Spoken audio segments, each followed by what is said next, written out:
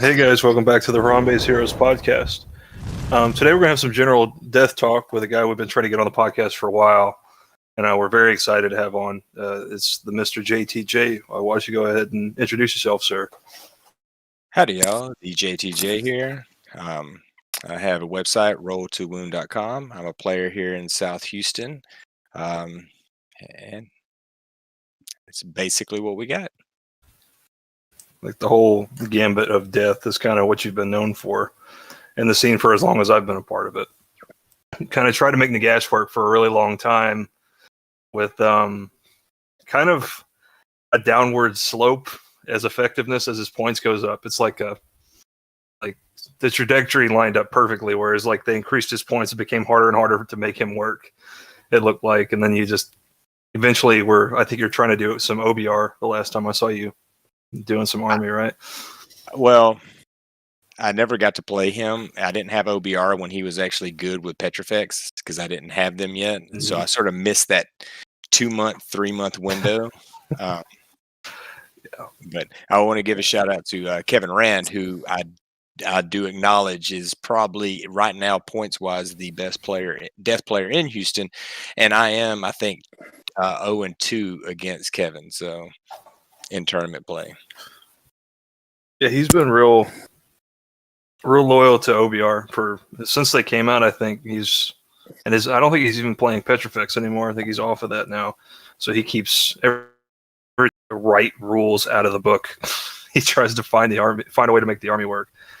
But cool. What are you picking at over there, Brian? I see you picking at something. Oh yeah, I'm working on this.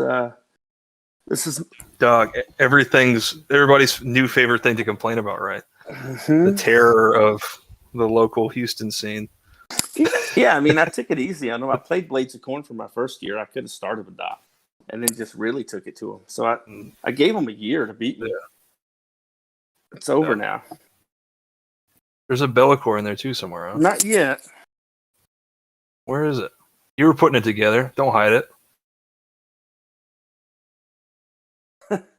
Technically, it hasn't released yet, so I don't have it yet. I see. Cool. I've got this thing.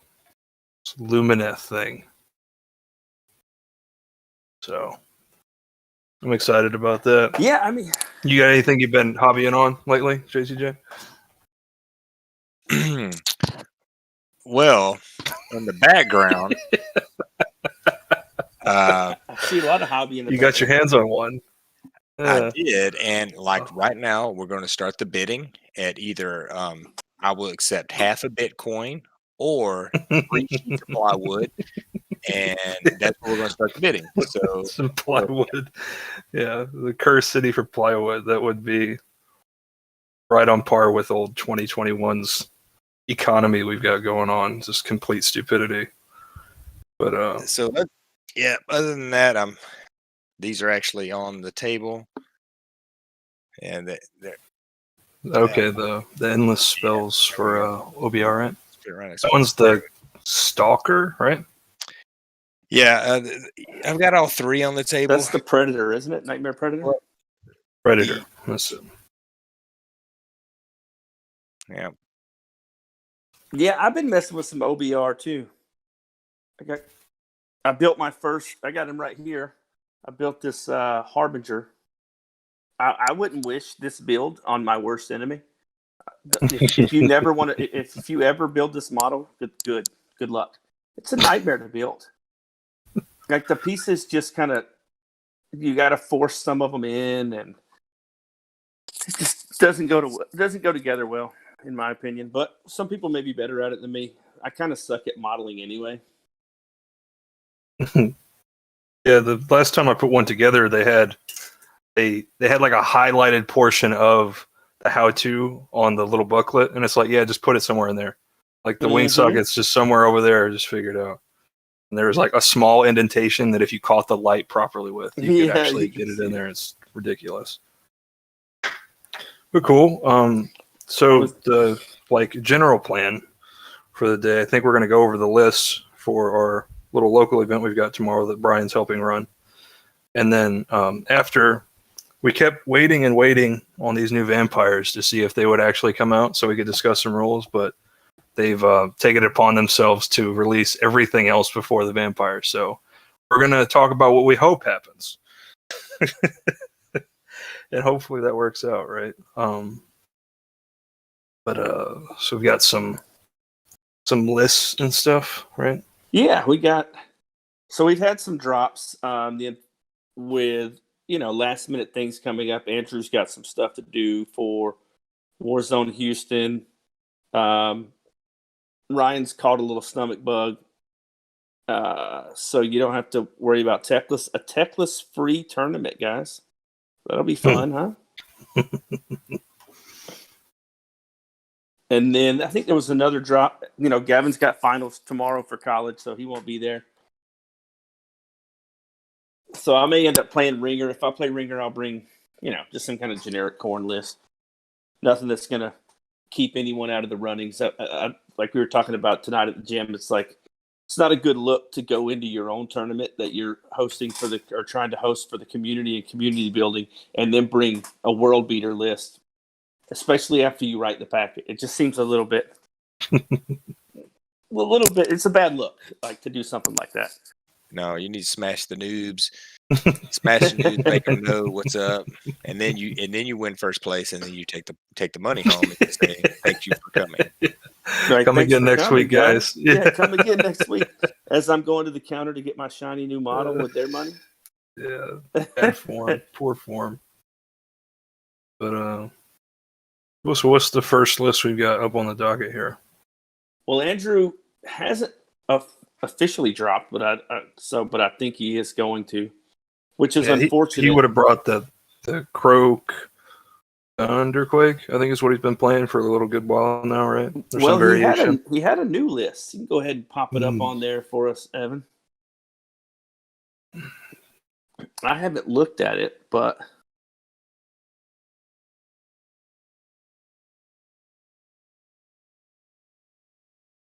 let's see. Thunder Lizard's terrifying. There's no way it doesn't have Croak. I know it's in there. Well, Jamie, are you going to get that up there for us? Oh, what is that? No Croak. Just a Star Master. What is this? This is nonsense. Mm-hmm. I've been bamboozled. Yes, you have. This is it's a much lower drop double battalion list that he's been messing with. Mm-hmm. And he was talking a little bit about it. Still Thunderquake,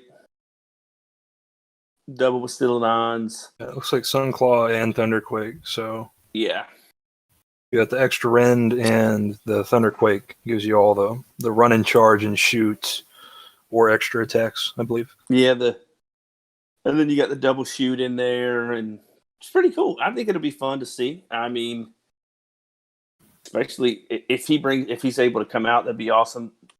He's got a Carnosaur in there. We don't see those very often. I know Casey was playing around with some Carnosaurs, but he hasn't been out since he got manhandled by Techless. Yeah, I'm calling you out. Yeah, well, Techless got chased away by the Maw Crusher boxcar his charge and killed Techless. And now Ryan doesn't want to show his face at tournaments anymore. He went 1 and 2 with Lumineth, and he's like, I can't play anymore. Yeah, his honor's been taken from him. The self-proclaimed king. Yeah. Well, took that Corvette and slammed it right into the wall. Well, we had a good game. He did the teleport of Techless, which was, could have won in the game, but it just didn't. And then Snakes and stuff just took him off the board. Here, I'm going to put this down. I'm in some detail stuff, and I can't focus, so it's time to focus. I'll do the detail on that thing later. You know how it is when you're trying to get into that fine detail on a model, and it's a nightmare. Well, I will say that Andrew is, he's been playing Lizard since I've known. And once again, another person we're running into that I'm 0-2 against. This is what I say, guys. Everybody says, hey, man, you're good. And I always go, No. I'm a bottom feeder. I can beat all the noobs all day. We get into the good competition, I start losing. That's why, hey, and that's my philosophy. Hey, if you can make the top third, you're all right. You'll make the Masters doing the top third at every tournament. Mm-hmm. Yeah, there you go. Consistency, right? I remember one noob that you didn't beat one time though. Who's I think that? I think it was about Warzone Houston Friday night. Oh gosh. The gas.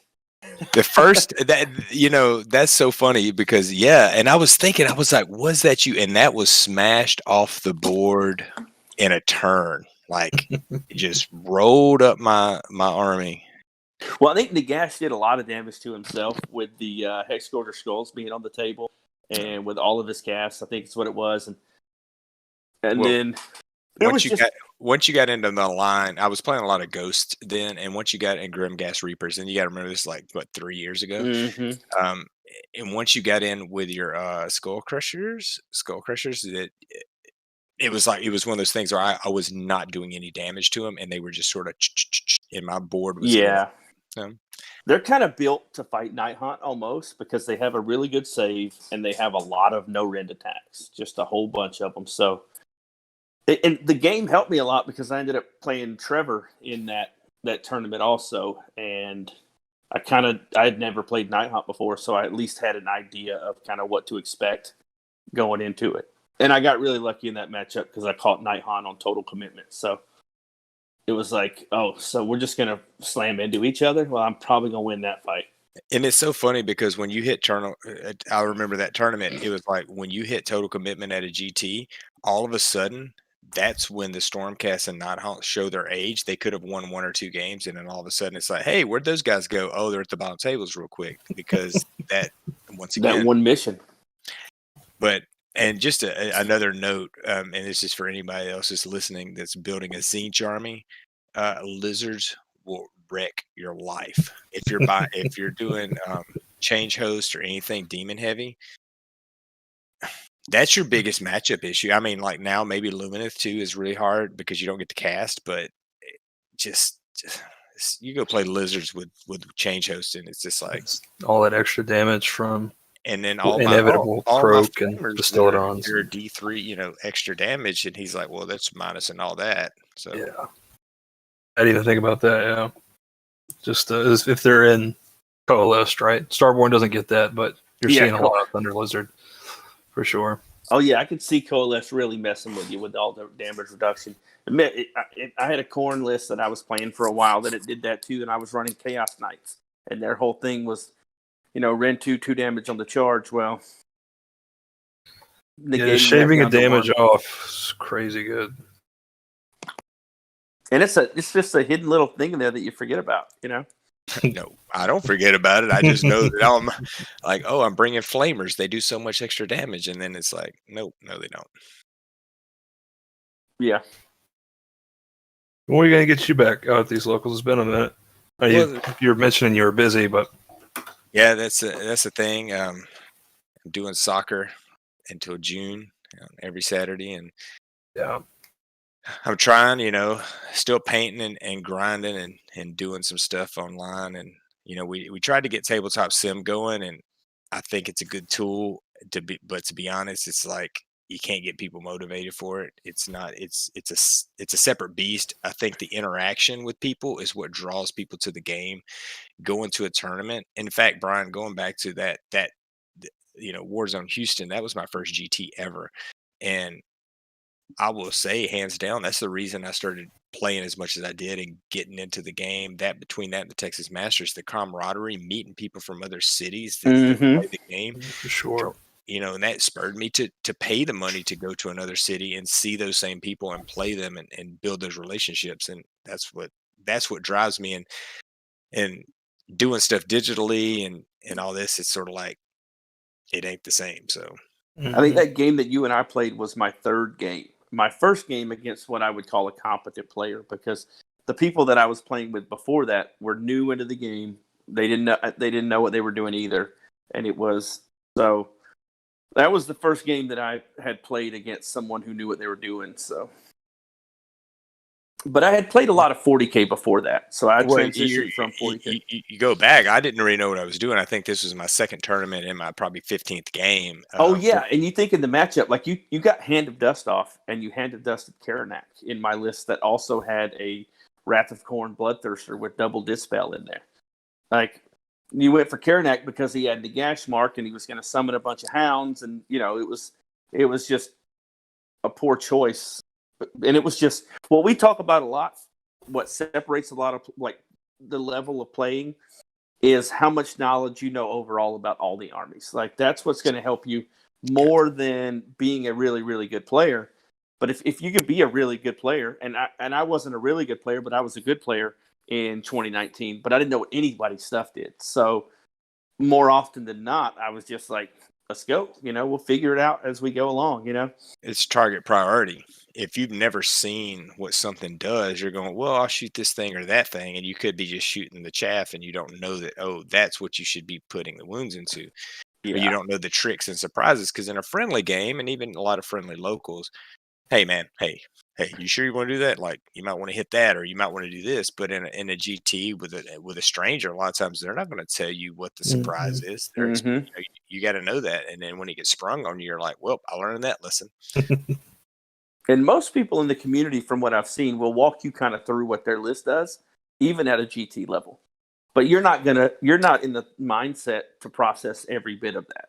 You pick up a couple of things that you know to watch out for, but for the most part, it all goes over your head because you're just trying to keep your own rules together a lot of times. Yeah, I think we're all in that boat. I think that was all our first Age of Sigmar GT. I'd played some 40K tournaments, and I played 2 tournaments and just decided it wasn't really my thing for a variety of reasons. But yeah, I think we all were playing in that. That was our first Age of Sigmar GT. That's really when everything got rolling for Masters, was in that 2019. Like right there was the first big tournament, and then it was Austin and San Antonio after that. That also it just kept getting bigger. It was really fun to be a part of. I'm looking forward to it all starting back up again here in the second half of the year. Yeah, I miss everybody. The community is what it's about. Like we were talking about the new rule stuff on Discord a little while ago, and I was trying to avoid being too negative about some of the changes because I see a lot of similarities between AOS 3.0 and 40K 9th edition that I don't like. And but when it all comes down to it, what it's really about is playing with your toys and hanging with your boys. Like everything else, is secondary to that. So if the rules change, we'll figure it out. It's still going to be like, we love the models. One, we want to hang out with our boys too. Like all these things the game will be fine no matter what changes they put on it. You mentioned the changes. There's only, I think we've both seen the video. I don't know if you've seen it, JTJ, but there's a video that has been floating around. It's got like 3 or 4 like leaked changes. This guy's supposedly seen the rule set and made a video about it. And there's like battalion changes, and then what else was there? Command point changes, and then the short board, small board is what I've heard, and then charge reactions. Those are the things that he covered. I've heard charge reactions. Short boards wouldn't surprise me because that'll quicken the games up, and that probably, when we look at bars to entry to AOS or 40K or really any game, it's how much does it cost and how much time does it take? And if you shorten the boards, it's going to take less time. It's going to go from a 5-round, 2.5, 3-hour game to maybe like a 3. I mean, at tournaments, most games are 3 rounds anyway, but it's going to shorten all that. And I would like, on one end, I would like that. Because you can get in and get out. That's why, stuff like X-Wing, Crisis Protocol, different games like that are kind of more geared to tournaments because they're a little bit smaller and they're more tight, I guess. So as a competitive player, that looks cool. As a fun hobby, I'm going to play with my boys, it's probably not. But yeah. One thing I think it'll help out with a lot is at events, like to organize events, especially big GTs, is that whatever that square footage is that you shave off at every table will add up quickly over the 30, 40, 50 tables that you've got to have. So, but if you went for a 2x2, you could put 2 on maybe on the sets of tables. But if you go, hey, because you look at 40K right now, didn't they just take 6 inches off of each side? You're still going to get the table, and the good thing is you can put all your dice and your models out. You have more room for that, but it didn't really save the table space, did it? I'm It not just sure. depends on how they would set it up. If they put those same tables just in a long line and just laid the mats down right side by side, you could get some more tables True. in there. I think that's more of the if you have the mats. And I think that's what they're after is the mat market. I wouldn't be surprised if Games Workshop comes out with some handy dandy 3.0 measurement maps on their mats that they're going to make here. Because I don't know why else they would do it, right? Like it's got to be. It seems like the most practical reason. Yeah, I don't understand. I don't know what shaving a couple of inches off here or there really does to the game, but I mean, the thing I saw that I didn't like so much was the scoring system, where you have your set primary objectives on the board, and then you have tertiary objectives and secondary objectives that you score. Very similar to 40K, and I don't remember if you're very familiar with 40K, JTJ, but it's a convoluted scoring system. It gets a little crazy where right now it's a simplified scoring system, and you can focus more on what you do on the tabletop versus trying to keep up with all these different objectives. Yeah, well, I'm not super familiar with 9th edition 40K. I know I've heard that people prefer it to 8th. So hopefully they do the things that people preferred in 8th rather than all the things that were in 8th edition that people didn't like. And it sounds like it. Like it sounds like they've got some cool things. I like the battalion structure that they're changing to rather than like traditional CP generation now where you get one a turn. I think that having a set number at the start of the game and giving you some generic battalions to fit your army into will kind of level the playing field out a little bit. There's some books that have like extreme outliers for their battalions where you have composition and drops, and they also make use of the artifacts better. Like Change Host is an example. Viperic Guard is something we've been playing that's a really good battalion relative to like, I mean, pick a city's a Sigmar battalion. They're all trash, right? Realistically, you just pick one and it's probably not as good as the two that you mentioned. So or a Slaves of Darkness battalion. Like look at the Slaves of Darkness battalion. It's like outside of Plague Touched is good. Outside of Plague Touch, that is the outlier. But it does exactly what you said. It can get you to really low drops, often 1 or 2, and it provides a really strong ability where those kind of battalions are few and far between book to book. Like Khorne doesn't have a 1-drop battalion that's going to, do similar stuff like that. And Viperic Guard is really, really good. It has everything in it that you're wanting to bring for that, for what we're playing. So, and it's Khorne how much I personally prioritize or see the value in having less drops because that's going to allow you to go first and dictate the first turn. So if Games Workshop or the rule writers go, hey, this is a big deal, we're going to keep this to be a big deal, and you're going to pay a tax for it. And if that's the way they look at it across the board, then it's fine. Like, hey, if you want a battalion, it's going to be and it's going to give you some stuff, but you're going to lower your drops and you'll have a way to get out there first. If they do that across the board, then it's fine. But yeah, like the situation we're in right now where, OBR's got some okay battalions. They got about 3, and but there's some books that you look at and go, nope. Skaven's a great example where I go, no, because when you're looking at the different battalions, I'm going, well, that's not too bad, but then I can't put any shooting, or hey, this is too much shooting, and I can't put in this. Or a lot of times, even if I take that battalion, I'll still have 6 more drops that I got to put in. So, yeah, very restrictive. Yeah, and then Skaven's already pretty restrictive with the keywording of their battle line and their characters, where you have to have all one type if you don't want to play clan rats. So it's already restrictive, and then you're restricting that with a battalion. I've really only seen people play. I think Skyer has Orcog, and that works, but everything else is. Then that and Mulder has one that's okay too. The Menagerie, but yeah, definitely not as good as like Viperia Guard. So that'll be interesting. And then the OBR, like you mentioned, that's even more of a like head scratcher for their battalions because they generate their relentless discipline points.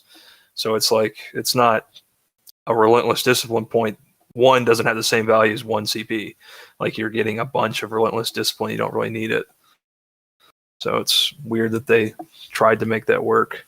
You're talking about you always need more.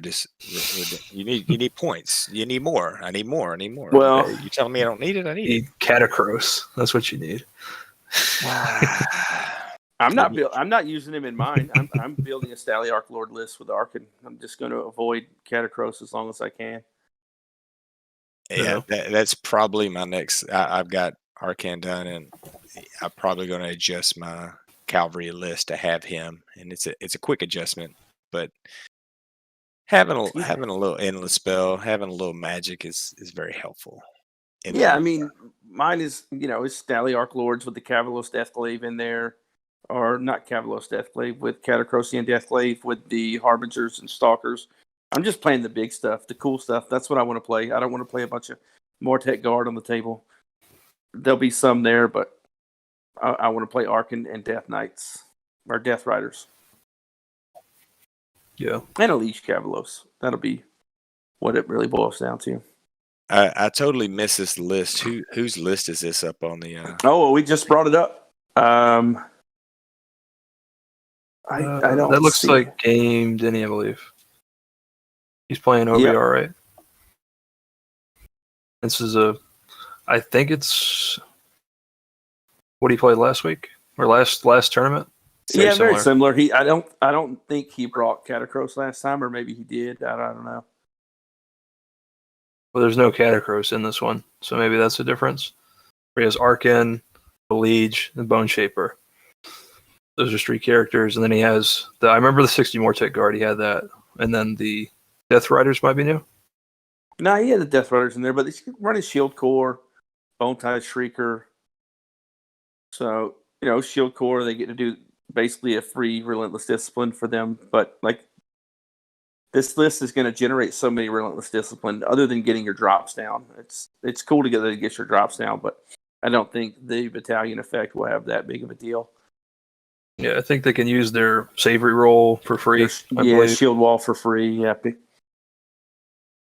This is the top of the list that's going to go out, and it's going to be solid against pretty much. I mean, obviously, you can get alpha struck, you can get shot off the board at times. Shooting is a whole different subject, but when we talk about everybody, when you take 60 Mortek Guard and Arkan and Liege, this is a solid list. You can go out and you can expect, hey, I might not win every game, but I'm going to be in every game. Like I have the opportunity.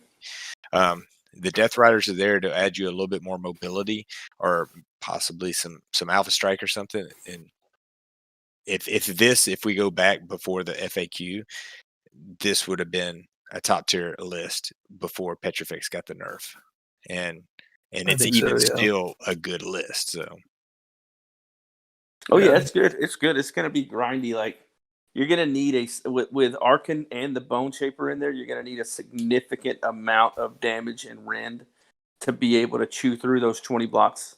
Like 60 Mortek Guard with 2 D3 coming back every turn. Or wait a minute. No, it's just D3 from the Bone Shaper, and he has Arcane Command.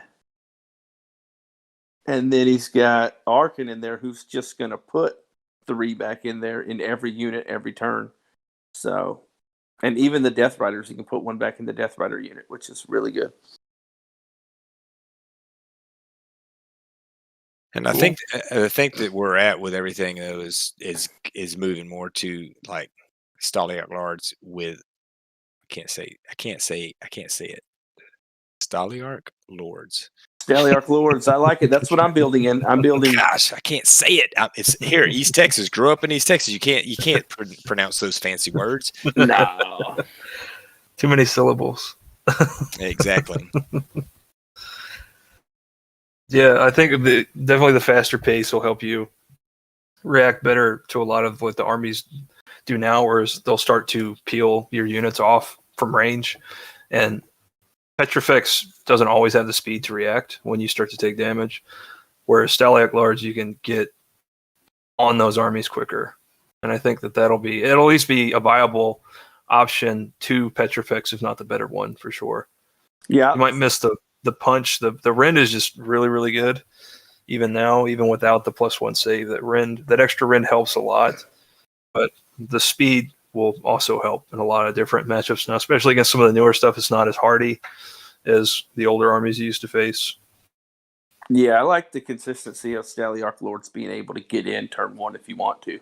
Like that Harbinger and Stalker block, like 6 Stalkers and 2 Harbingers can pretty much, and then with 15 Death Riders, that I like Staliarch Lords, and then Arkin just making sure everything stays alive. And Of course, then I he can pulled a get little shot off funny the thing. board.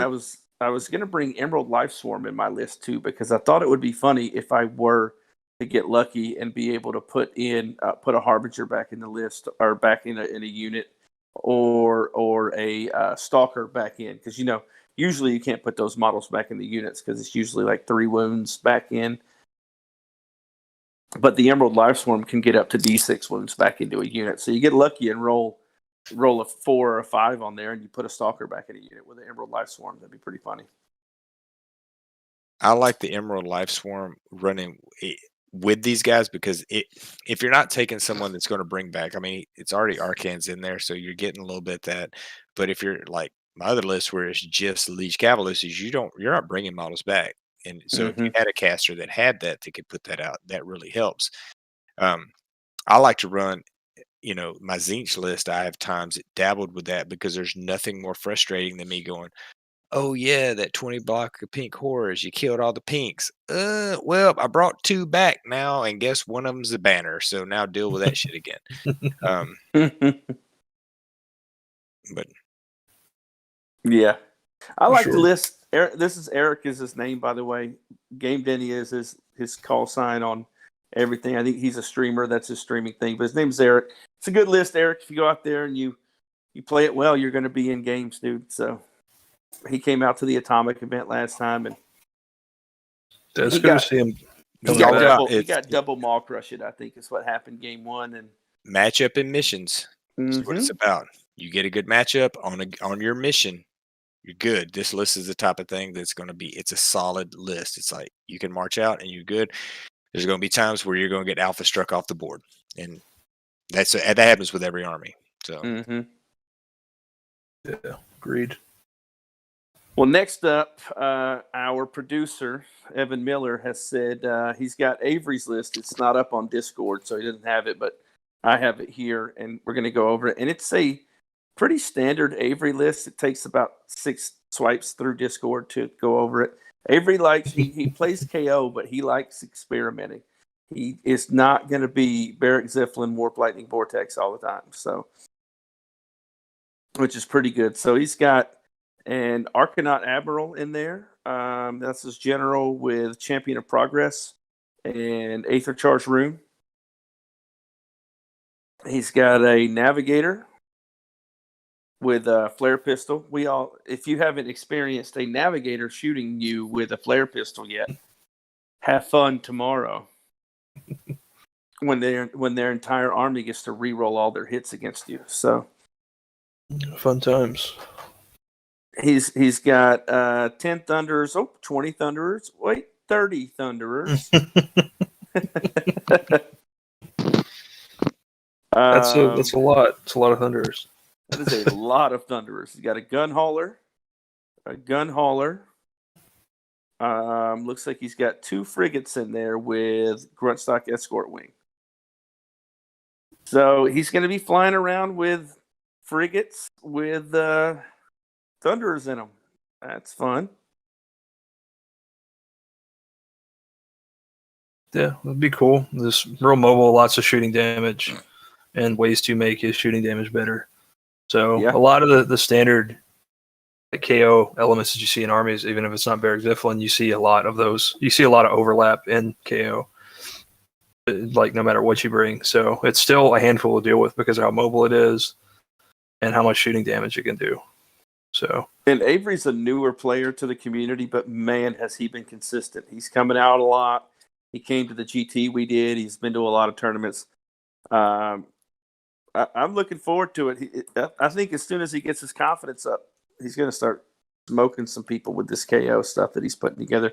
And he's having fun with it. He's putting, like I said, he's not Barrick Zipline, Warp Lightning Vortex every time, like the standard KO list. He's having fun with it. I mean, this is the first time I've seen him not have something crazy out of Cities of Sigmar added in there, like some gyrocopters or some steam tanks thrown in there. Like, yeah, he's having fun with it. that stuff's always real cool to see, for sure. Mm-hmm. Okay, well, let's see what Evan pulls up for us next.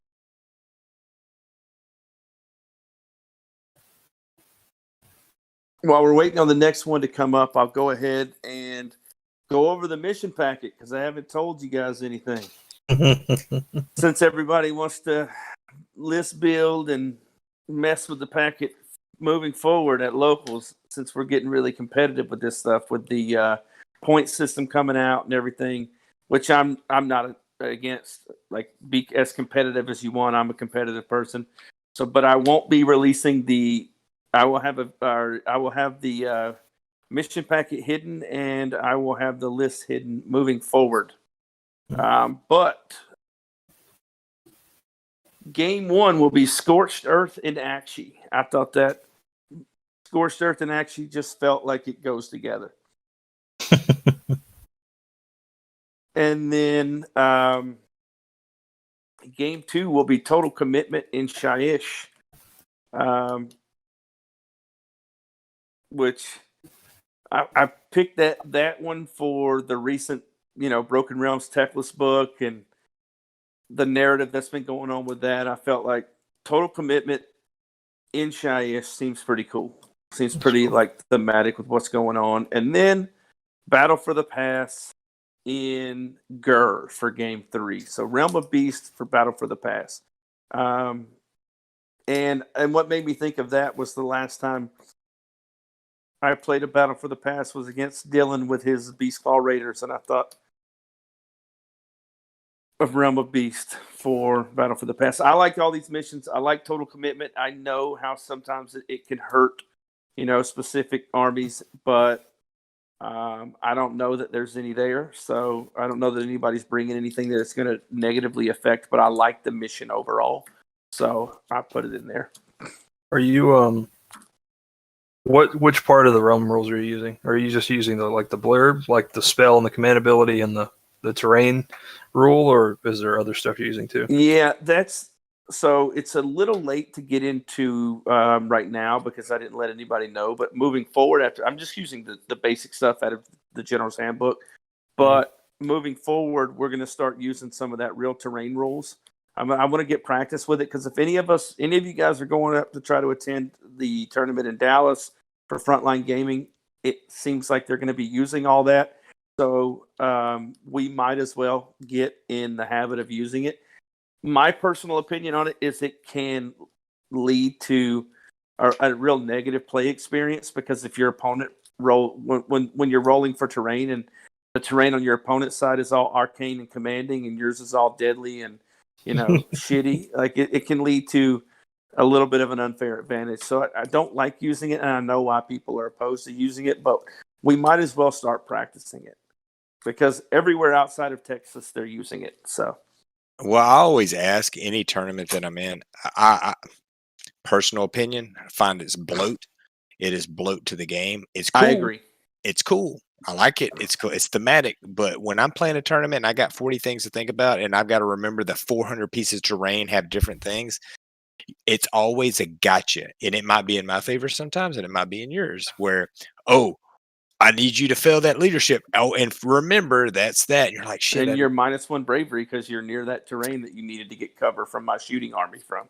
Yeah. So every time I always ask, "Hey, do you want to do terrain rules?" And if my opponent says yes, I'm like, "I'm cool." Like I don't argue. It's this. Let's do it. Like I You know try what to I keep may up. do? I may give that as an option tomorrow. If anybody wants to practice terrain rules and they know them and want to, them and their opponent agree with it. But I don't know. Maybe we'll just leave that out for now. I don't know.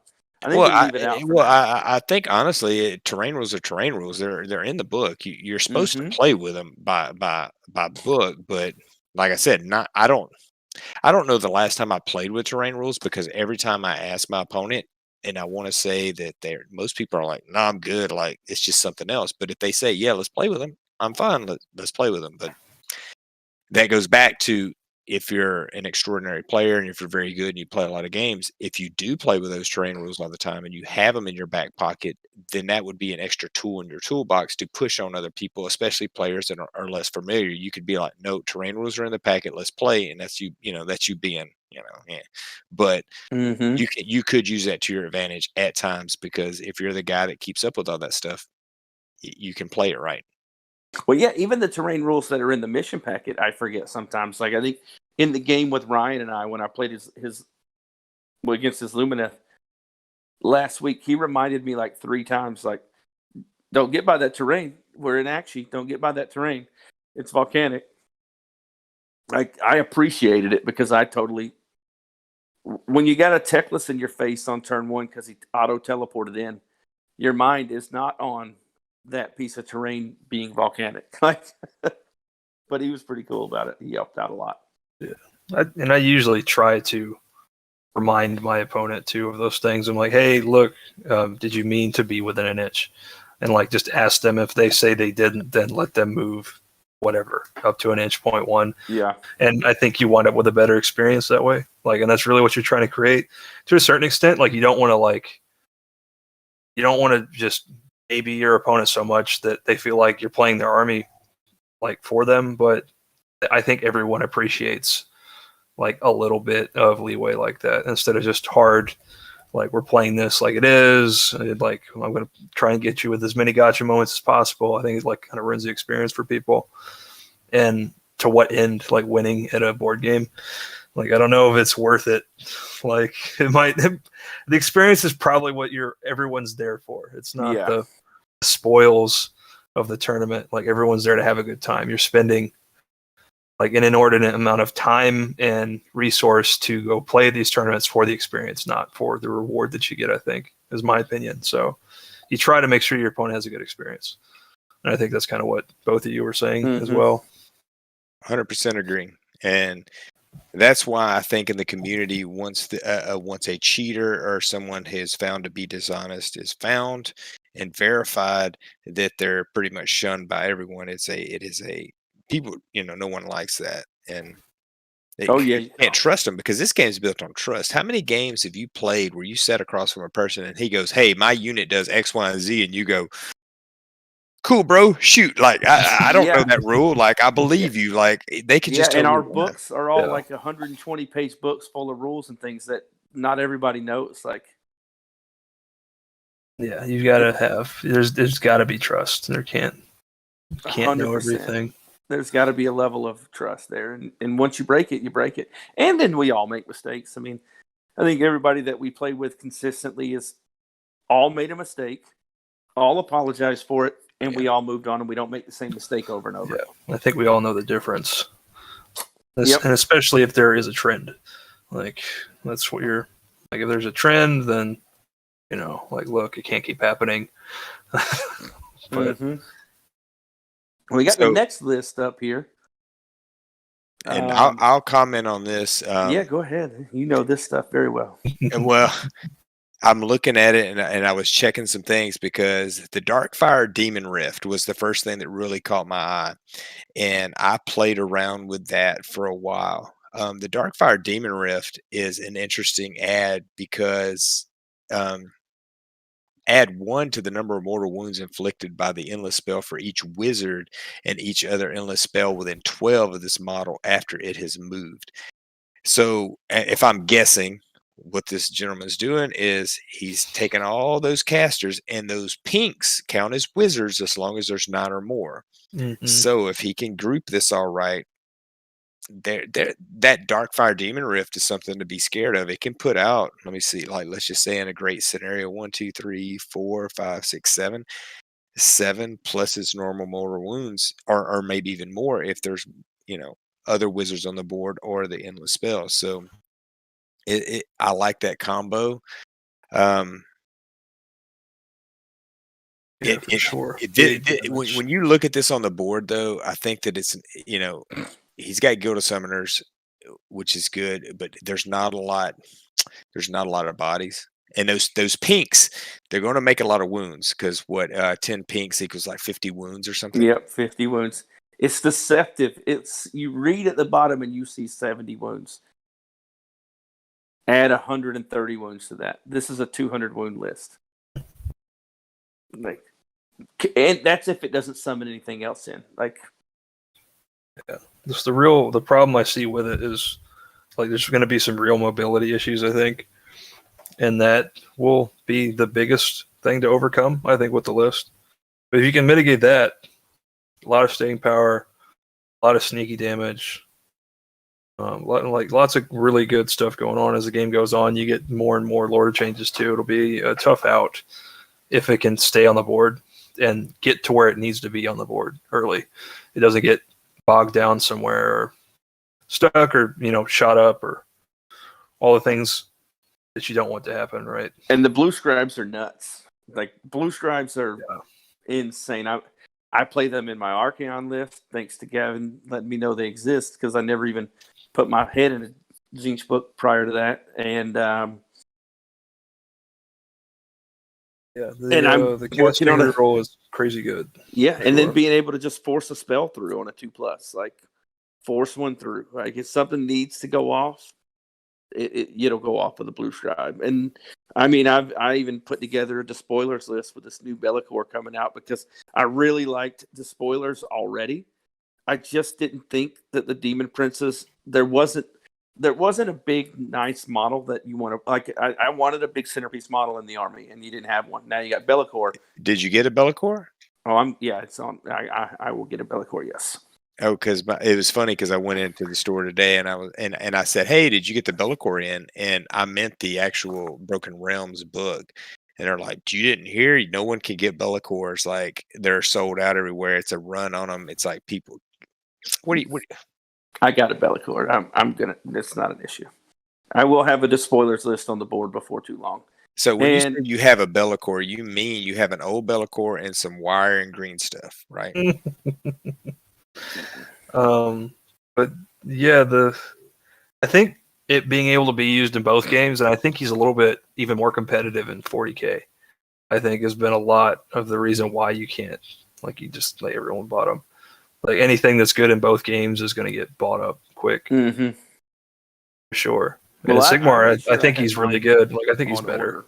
I made sure I had mine on order, on lock, so that issue wouldn't be a thing.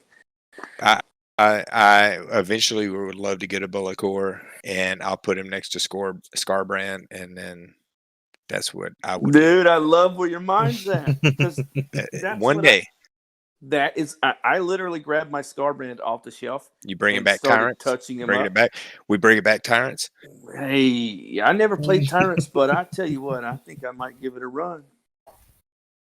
The one last thing on this list to go, I will agree that it is a little slower than you would like. The Fate Skimmer is there, and there is a spell portal which could shift and speed things up. So if the Fate Skimmer was alive and you needed to run out and grab something real quick, a lot of good movement right there. So, and then the portal allows you to reach out and touch things. So if you are sitting back and you want to put a spell on somebody, the one thing I would say is when we're starting to look at all the extra command points and the endless spells, that has added up. That's a pretty big investment to do all that. But you are a magic centric army. I would hate to play an army that takes away your magic phase. This is why Zinch is sort of in a weird spot where there's armies that can negate and basically screw with your with your magic phase a little bit, so kind of sucks. Oh yeah, I didn't even think about the fact that I would be playing if I end up having to play as a ringer, I'll have a corn list in there, and I don't bring a corn list out to play without Hex Gorger Skulls in them. Nothing like a Hex Gorger Skull sitting in the middle of a Zinch army, and you roll into an 8, and your whole army takes D6 mortal wounds per unit because they're all wizards. That's pretty nuts. And you forget that spell. Once again, guys, we've already established that the ringer might not be a ringer. I didn't know he was bringing an army full of wizards. That's what Brian thinks. He's got to think about how he's going to beat it if he can see it. Yeah, I've seen it now. Now I got to figure out how to, I might even just pull the Hex Gorger Skulls out just for in case Evan and I got paired up. But I still don't think the corn list that I bring should beat this consistently. So it doesn't matter. Yeah. Well, that's cool. I guess we can go keep it rolling, right? See what's the next thing. Unless y'all have any parting thoughts on all the summoners. I think it's gonna be a terror if you don't know what it does. I think it's gonna catch some people off guard. That's what it'll do. Yeah, agreed.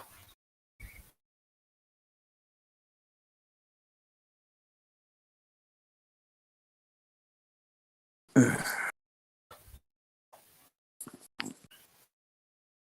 do you think about that? I took some of those. Those are the ones on the bottom of Arkan. I cut them off and put them coming out of that cauldron of blood. Mm-hmm. And because she has an aura in the hero phase where she does D3 mortal wounds to every enemy unit within 7.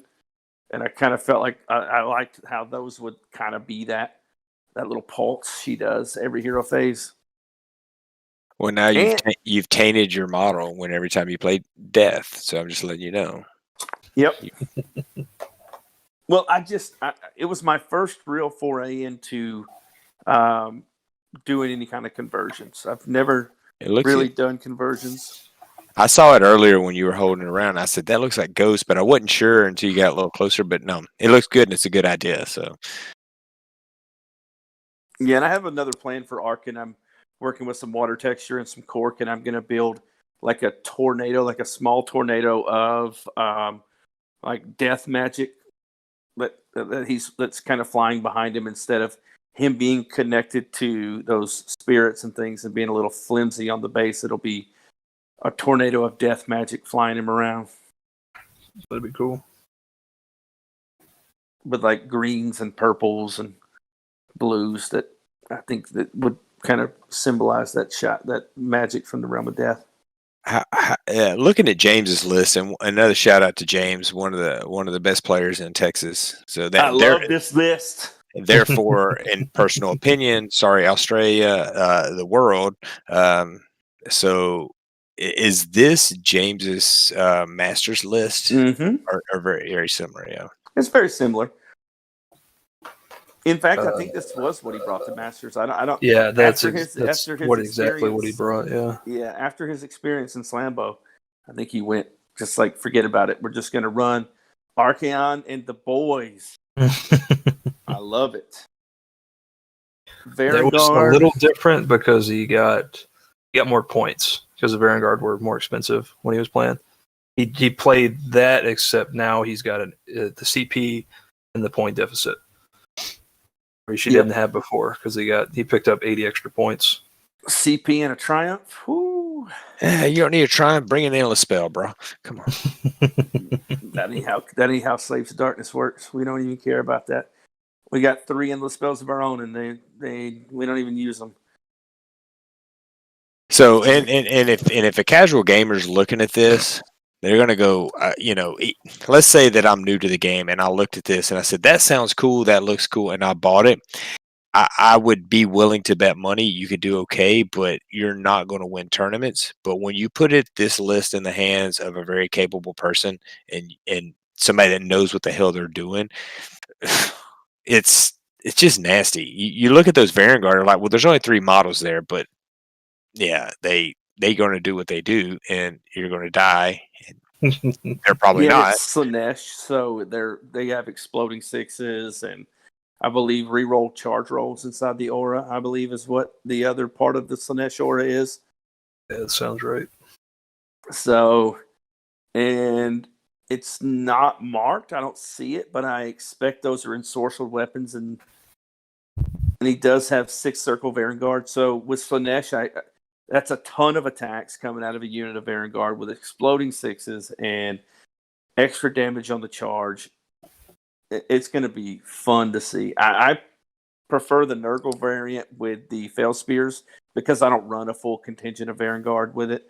They're more of my hammer to take out big important things because they get the neck 2 rand and 3 damage on the charge, and then if they roll 6s, it's 4, and then flat 3 on the horses. It's goofy stuff that you can do with a 1 unit of Nurgle Varangard. What about Whispers of Chaos? What can you say about that? I'm not familiar with it. What is he trying to do? That's the Horde Killer spell, right? Isn't that what the Whispers of Chaos? I think that's the roll a die for each unit in there, or each model in the unit. Here, I got my book. Maybe the Fight Last spell. Is that what it is? That may be it. Yeah, I think it's been a long time since I've looked at that. Actually, really good. Like Archaon going into something, getting ready to charge something big, and going into it also with a couple units of Varangard, like something like Teclis that Archaon doesn't always nuke off the board without Slayer King going off. And you can take a unit of Varangard in there with it. He's durable enough to get stuck in and sit for sure, and get in range to cast that spell. The unfortunate part is in that particular matchup, that spell never goes off, but it's just not going to let it happen. But I like it. James has shown the world that Archaon and 3 or 4 units of Varangard will tear your ass up. If you Wait, and I could be wrong. James is in the chat, so he can definitely tell us. I want to say, what did he play at LVO like 3 years ago? Was he best ever chosen or best like one of those players? I think he brought it to LVO and just smashed. I could be lying, James. Let me know. Or no, he took the LVO. I think he took the. It was either ever chosen or he took the snake witches. I can't remember. So let us know. But at the end of the day, James Fashion in the chat, he just said he has no idea what that spell does because he cast Ruinous Vigor instead. So I will say this for everybody playing the tournament tomorrow, that I expect James to win at the very minimum 1 game, if not 3, but at the very minimum 1, and the other 2 games will be super close, because generally when he's playing this list, it's either like he's going to win or it's going to go down to that it's one of those tables where everybody's done and you're looking and it's like rolling off here and there, and it's like going to the wire. I mean, James, when he's in a tournament, it's not a bad bet, Like if you're a betting man, it's not a bad bet. Like, and this list is. I mean, Gavin and I have been playing around with Archaon a lot last year in different variations. I started with Reapers of Vengeance Archaon because I had Sail at the time, so I could teleport my Marauders, and then Sail went away. But Reapers of Vengeance Archaon is something I still mess around with because an Archaon that fights 3 times before you go is pretty good. Look, and guys, and once again, I want to thank you for letting me be on this, and because I haven't seen the background workings, but Evan, like, dude, you could get a job at a radio station. You're a great producer. He's throwing up a bunch of stuff back here. He's got screen captures of the spells. He's putting up lists in the chat. It's like, it's pretty high level stuff you got going on there. So Whispers of Chaos, just for let everybody know, has a casting value of 7 if successfully cast. Pick 1 enemy unit within 12 of the caster invisible to them. Roll a number of dice equal to the number of models in the unit. For each 6 suffers 1 mortal wound. If any models are slain by the spell, the unit cannot move. Yeah, that's what it is. Yeah, that's what I thought it was. I thought it was the Horde Killer one. That's the one I tried to trap Gavin's 20 block of Hearthguard with, and we happened to be playing in a realm that gave him a free teleport. Convenient. Pays to read.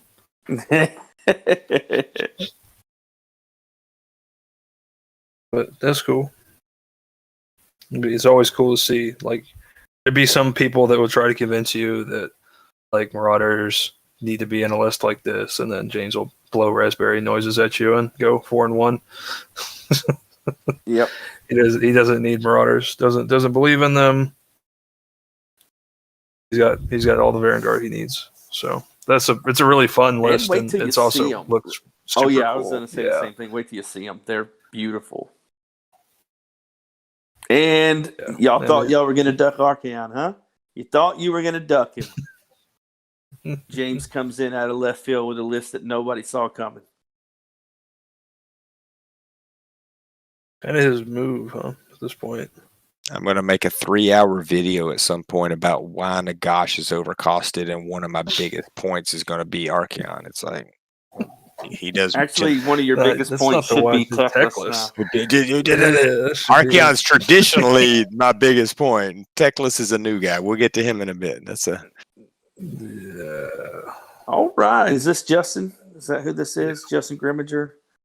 I couldn't see the name on the list, but I see Double Draw Crusher, and that's who I think it is. It's Justin. Yeah, that's the stuff. This is Justin this is the one that made like a 12-inch charge into into Teclis and killed him in one shot. That was pretty funny. And then lectured Ryan on screening. Like you could have planned on a Maw Crusher going 12 inches. You gotta rub his nose in it too. You can't just kill Teclis. You gotta let him know, dude. Yeah, the only reason I got to kill Teclis is because you suck, bro. That's basically what he said at the end of it. He's like, I know your army better than you, dog. Like, sorry. I knew I was gonna make a 12-inch charge. Easy. Real good. That's cool. I think he plays this in Iron Jaws, and he doesn't take sub faction, so he could get the command trait, right fisted deck. No, he's taking right fisted deck. Bad means he's taking the Iron Suns now. Mm-hmm. So that's new for sure. Okay, yeah. It's gonna be. I mean, Maw Crushers. If you don't know them yet, they're gonna go real fast. They're gonna hit you real hard. Like, if you didn't bring a screen, you're gonna wish you did. Very interesting problem for a lot of lists. Like, very fast, hits very hard. You gotta shoot them off. It can happen. Like, well, if you get to. Well, yeah. Well, you're playing Skaven. You put a screen up. You shoot them with some. Or if you're playing 30 Thunderers and Frigates, you just make short work him. But Justin's a good player. It's been fun to hang out with him and get to know him. I think it's what it is. It's Double Draw Crushes here. And the reason I call it Double Draw Crushes, if you don't know, he had 2 draws at our GT. He let a Chaos Lord on Manicore make him sit in his deployment zone with 2 Maw Crushes. So he will never live that down. If you're familiar with the Chaos Lord on Manicore, it don't hit that hard. Like, was that back when it was still you could still run the Ethereal Amulet on it? Or? No, that was like last month. Like, well, he was worried about it because the Chaos Lord on Manicore had the always fights first artifact. So whichever, like, he was worried that whichever Maw Crusher the guy decided to fight first, he would have just killed it. But I'm telling you, Manicore ain't killing a draw. I think the max damage on a Manicore Lord struggles to kill a Maw Crusher. Like, if he gets all the hits, all the wounds, and all the damage goes through, it's not much more than its wounds. If I remember correctly.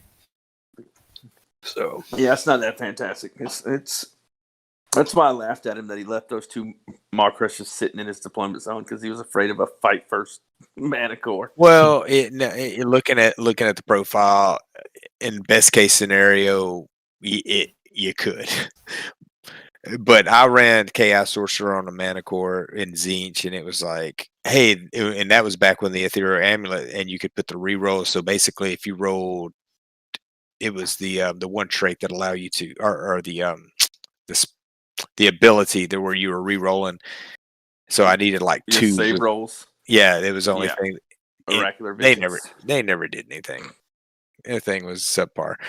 But 2 maw crushers are scary, and if it gets the charge on you, because if someone came and saw this list, and when you're looking at the body count, you're going, hey man, there's not a lot of models there. Those maw crushers do work.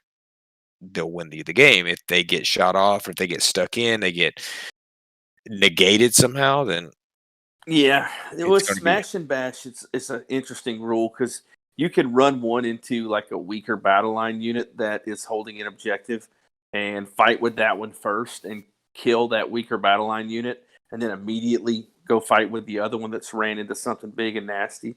Like smash and bash will open some stuff up here that if you don't know the rule exists, he can fight and then immediately fight again. He can double move. He can fight in the hero phase. There's all kinds of stuff that he can do. There's a lot of tech in this list. I see two war chances. It's got to keep moving. That's when it's working, when it's moving, when it's getting into your army and killing a thing and getting into another thing. That's when it is successful. And when it gets stuck or dies is when the list is going to fall apart. So just don't die. Don't get stuck. All right. A couple war chanters, get them beat, fix them beat. We all know those. The stuff to make the maw crushers better. Mm-hmm. Stuff to heal them and stuff to make them go faster. Gorgon has got some. They got some staying power, and they got that unit of 6. So that's a lot of wounds in the unit of 6. Yeah, sure. We got Kevin.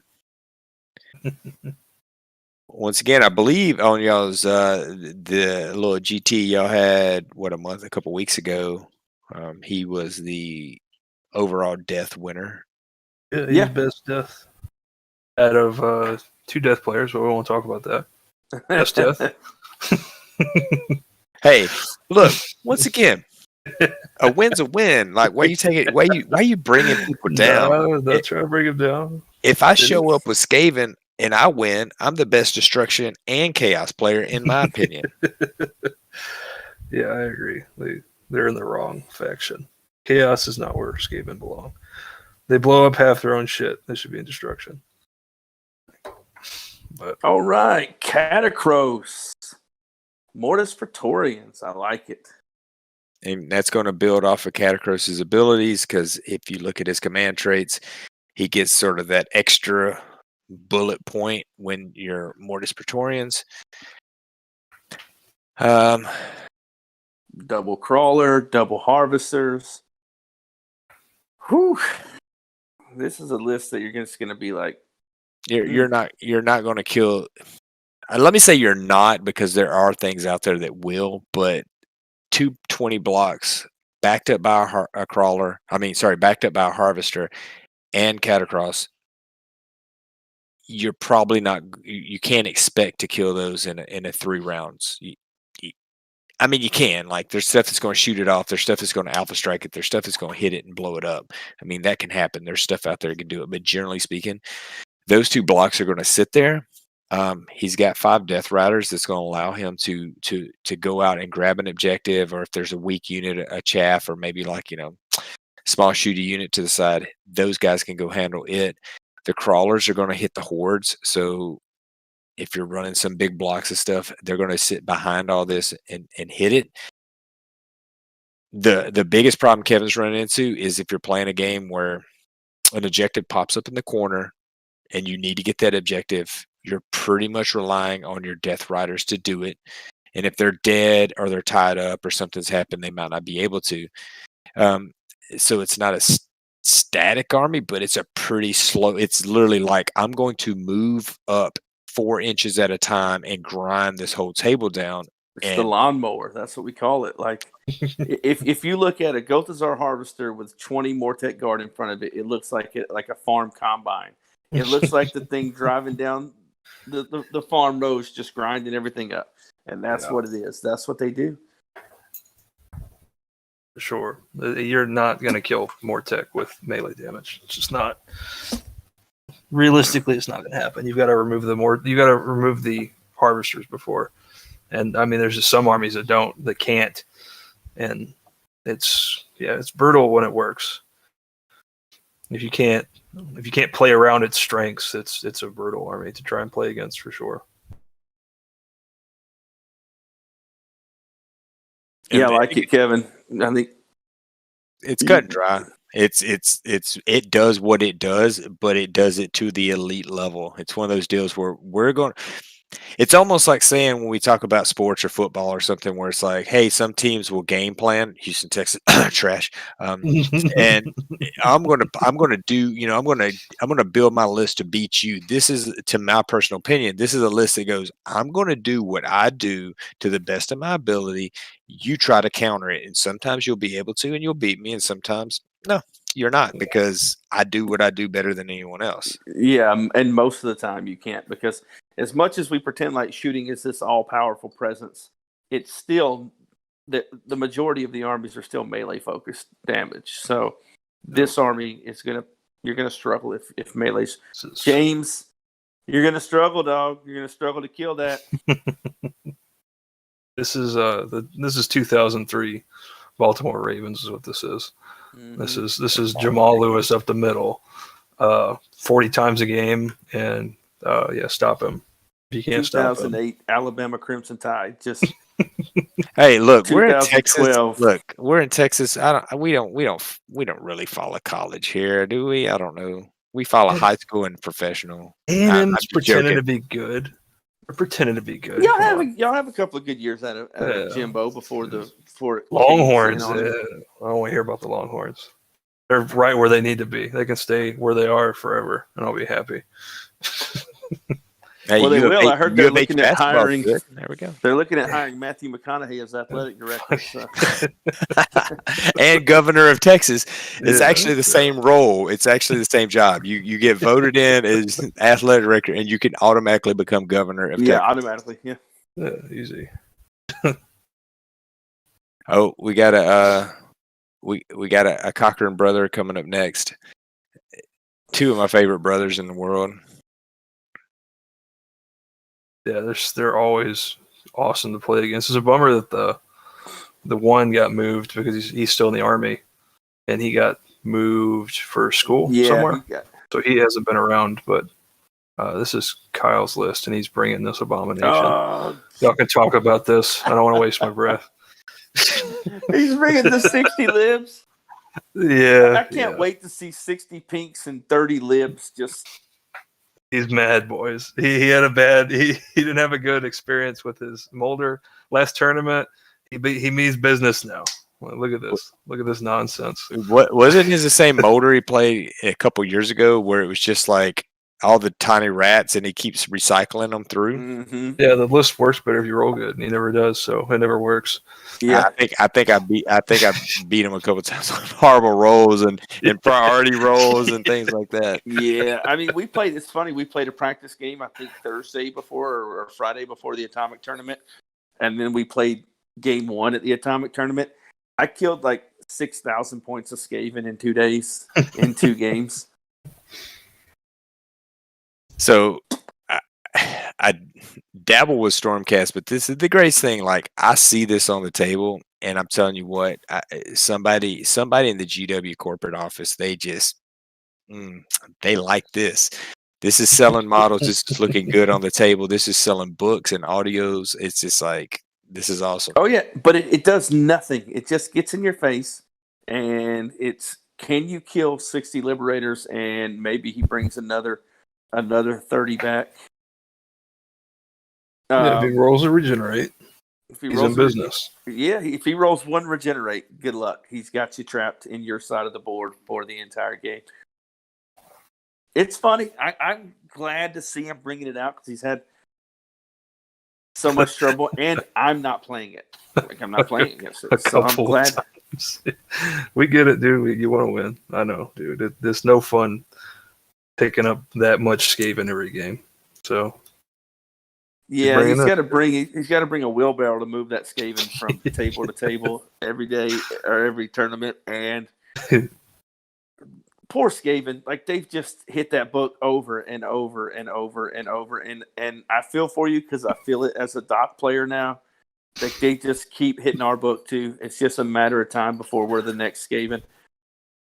JTJ has a story about how he built an army around a unit, and they just took an eraser and was like, "Get this shit off the book. Here's your new war scroll. Be happy." After a couple losses with Corn, I decided that I needed a lot of shooting, and at that point in time, it was straight up like I'm going Skaven, the best shooting in the game. 2 years ago or something, and it was hands down like Skaven shooting was super scary. I built a whole list around plague monks, and like a month before the tournament, they got hammered. It wasn't a month before the tournament. I don't know exactly when, but it was. I was bringing them to the Masters, and if y'all didn't know, like I painted 3 entire tournament armies that year for every pretty much almost GT I went to. I painted a new tournament army, and I was grinding on this Skaven. I said I'm going to bring it to the Masters, and when it wasn't the cut. I might have been the December FAQ or something. It might have been the summer of December FAQ, but it said, hey, hey, plague monks are really too good, and you roll a lot of stupid dice for them. And I was like, yeah, but that's what makes them good. And I sort of brought it up and said, hey, I've got all these, plague monks. They're busted. What happens? And I will say the Masters Council was cool enough to say, hey, if you want to run your plague monks as regular clan rats, you can. If you've already got them painted, we won't take off from that. And I said, hey, thank you very much, but I'm going to paint this shit anyway and run it as those guys, and I did. So, but it was plague monks are still all right. If you look at them now, they're still not bad. They're not a bad unit. It's just that what they were, plague monks would they would erase things off the board. So, and they still do. Like, I mean, I played Kyle with his plague monks, and they still erase stuff with all their attacks and death frenzy, and like they still do a lot of damage, but it's just not what they were, unfortunately. Well, going back to Kyle's list with Liberators, it's not actually, a lot of people might laugh at or look at it and go, that's not going to do anything. But those 2 blocks of Liberators are nothing to sneeze at. And, they're two up saves. Like you're not going to kill them. It's the mobility issues, but this is honestly something that you can win games with. You get some good rolls, you get some good priorities. If he drops some stuff in on a good point, it's all about matchups and missions. And they're not even going to have mobility issues with Gav in there. With Gabriel in there, they're going to get, for 1 CP, he gives them +3 to their charge rolls, and he can hit the same unit with that multiple times. So he can get a unit to with all the battalions that he has, he can get a unit to +9 to charge on turn 1. So that 30 block is getting in your face, and the next one's right behind it. If you chew through that 30 block, they'll be right behind it. They have a 2+ save. This came out in the Marathi book. Marathi book, yeah. It's that new Storm Host or whatever it is. It's not a Storm Host. I think it's a Cities of Sigmar list, isn't it? I think it's how it functions, or no? No, it's a pure Stormcast list. It's just Stormcast. Yeah, I sent it to you guys like a very similar version of this right away. Like right when it came out, I was like, look at this. Like you can just slam 60 wounds into their face with a 2-up save, turn 1, and they can't do anything about it. And then you got 60 wounds sitting right behind it. And then on a 5+, if that 30 block gets killed, on a 5+, you just put another 30 block. So you're just like 60 wound speed bump in front of them consistently throughout the game. And some armies can fight through it, and some armies can't. Like Khorne would struggle to fight through it with no rend. And, if you don't have any rend, you're not going to fight through it very well. And with that, all those pluses to charge, it's going to take away a lot of people's bonuses with the, extra damage on charges and, extra random damage on charges. It's funny. Cool. I think we've complained enough about this, huh? We can move on. Good luck, Kyle. I always got your back, bro. Unless you're playing me, then. Yeah. No, you should do well with it, dude. Win, and then just bask in the glory of winning. But all right, what do we got next? Well, should be getting fairly close to the last list here pretty soon. Mm-hmm.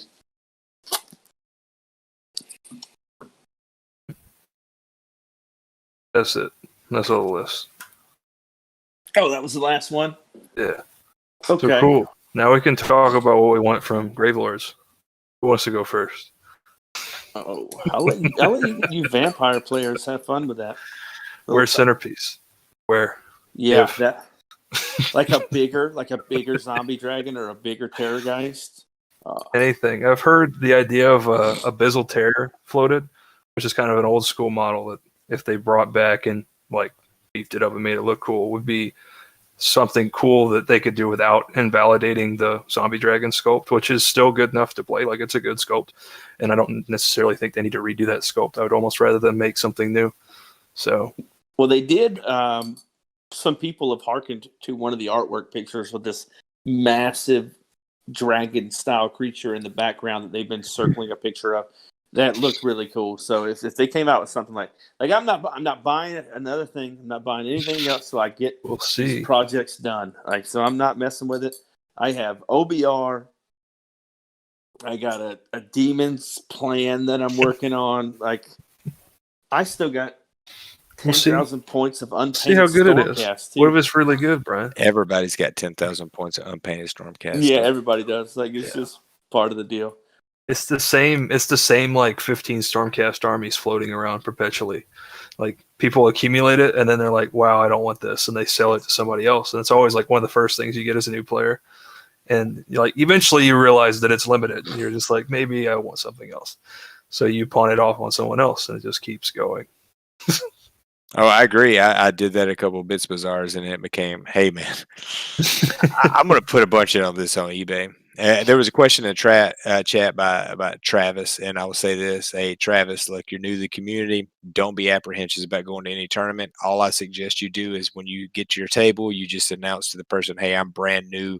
I'm going to, and I will say 87% of people, that's a weird number, but 87% of people will say, hey, man, I got your back. I'm probably going to win, but I'm going to help you out and make it a fun game for you. So, and that sounds horrible, but that's everybody. Or I'm going to beat you quick enough that we get to go to lunch early, and then I'll get an extra hour to tell you what. Brian's the 13%. He doesn't believe in all that other stuff, but he'll beat you quick. Yeah, might even buy you lunch. It'll be over. But everybody's friendly and helpful, and for the most part, and it's like, I can't say those outliers, but the general community that play a lot, you're going to run into them. They're going to tell you what's up. They're going to help you with rules. They're going to accommodate your learning experience. So don't be apprehensive about it. But absolutely, come on out, man. We have a tournament tomorrow. If you want to come out tomorrow, we'll get you in. And we'll help you. If you got your army ready to go, it doesn't have to be painted for tomorrow. So, sure. And if you don't think you want to play just yet, just want to come out and see the vibe, just come out and hang out for a little bit. Everyone will be friendly and talk to you. Just hang out, and that's really what everyone there is there to do. It's just we use the game as an excuse to hang out. The hangout's really the point, I think. Absolutely. But it's pretty funny because every time that, I monitor a lot of the Houston chats and the Houston scene. And for those people that are listening outside of Houston, if you move to Houston and you say, I would like to play an AOS game, where should I go? The very first question is going to be, what part of Houston do you live in? Because if you live in Katy, you ain't coming to Pearland on a daily. It's like that's like an hour and a half drive. People don't realize that the city's huge and we're so spread out that it's almost like, hey, we're big as like Connecticut or something. I don't know. Yeah, but there's a game store close to pretty much wherever you live. True. That's the cool part about it. What part of town do you live in, and how far you want to drive? Other than those downtown guys they got Asgard down there that you can't park. That's a tough one to go play at. 2 parking spots. You got to go there on a hot air balloon. Like, it's ridiculous. I don't know how am I supposed to play at your tournament? Uber. There's 2. You gotta Uber it, bro. Oh yeah. Mm. With my backpack, like my tray. It's like, Uber driver, can you be careful? I don't want my display board to spill. Yeah, be careful, dude. You're hitting those bumps hard. I got Archeon back there, cowboy. Yeah. All right, guys. So we're talking about death, and we're talking about the new release. And to go back with just a touch of history, because I get long-winded, obviously, is that I wanted to play miniature games because of Warhammer Fantasy Battles, and probably around 7th, 8th edition. And my number one choice was Vampire Counts. However, I went to my local game store and I was like, I'm interested in this game. And they said, no one plays that. You need to play this 40K game. And I did. I bought Imperial Guard. I love it. I still, if you can see behind, I've got a ton of 40K models. But my true, in like my heart of hearts, I was always like Vampire Counts. That was having skeleton warriors like Ray Harryhausen, stop motion skeletons, zombies on the board always intrigued me, and I sort of like that visual, that mental visual. So when I eventually did get back into AOS, that was sort of my first thought. End up playing Legion as a Nagash, partly because I have 5,000, 4,000 points of the stuff, right? Square bases. And so now hold tight. He's got us on a break. I don't know if he lost power. With the windstorms they got out there in Katy, I think he might have lost power, it looks like. Uh-oh. Oh, you're still here, Evan? Okay, cool. Sorry. Oh, got it. Look, you just let him do his thing, dude. He's trying to make us look better. All right, so I got some questions for you guys, and I'll almost interview some of these and add in some thoughts. When's the new release? When is it? When's the Gravelords coming? I mean, at this point, I almost expect Kragnos before, right? They've already started showing a lot of the Kragnos stuff, and it seems like they're slow rolling, Soul Blight. If I had to guess, if I was going to put money on it, I think that Kragnos gets previewed next weekend, goes on pre-order the weekend after, or somewhere in that time frame before Soul Blight, if I had to guess. But what do you think? What do you guys think? I think that's probably a good timeline. I don't think they're coming like immediately. I hope I'm wrong. It all looks super cool. I need to see more. Like, not that the things that they've previewed are really bad, but I haven't seen something that says that to me that's like, I have to buy this army. I have to buy it. Like, I haven't seen anything yet. Like the Blood Knights are cool. They're cool new sculpts. Like, I think they look cool, but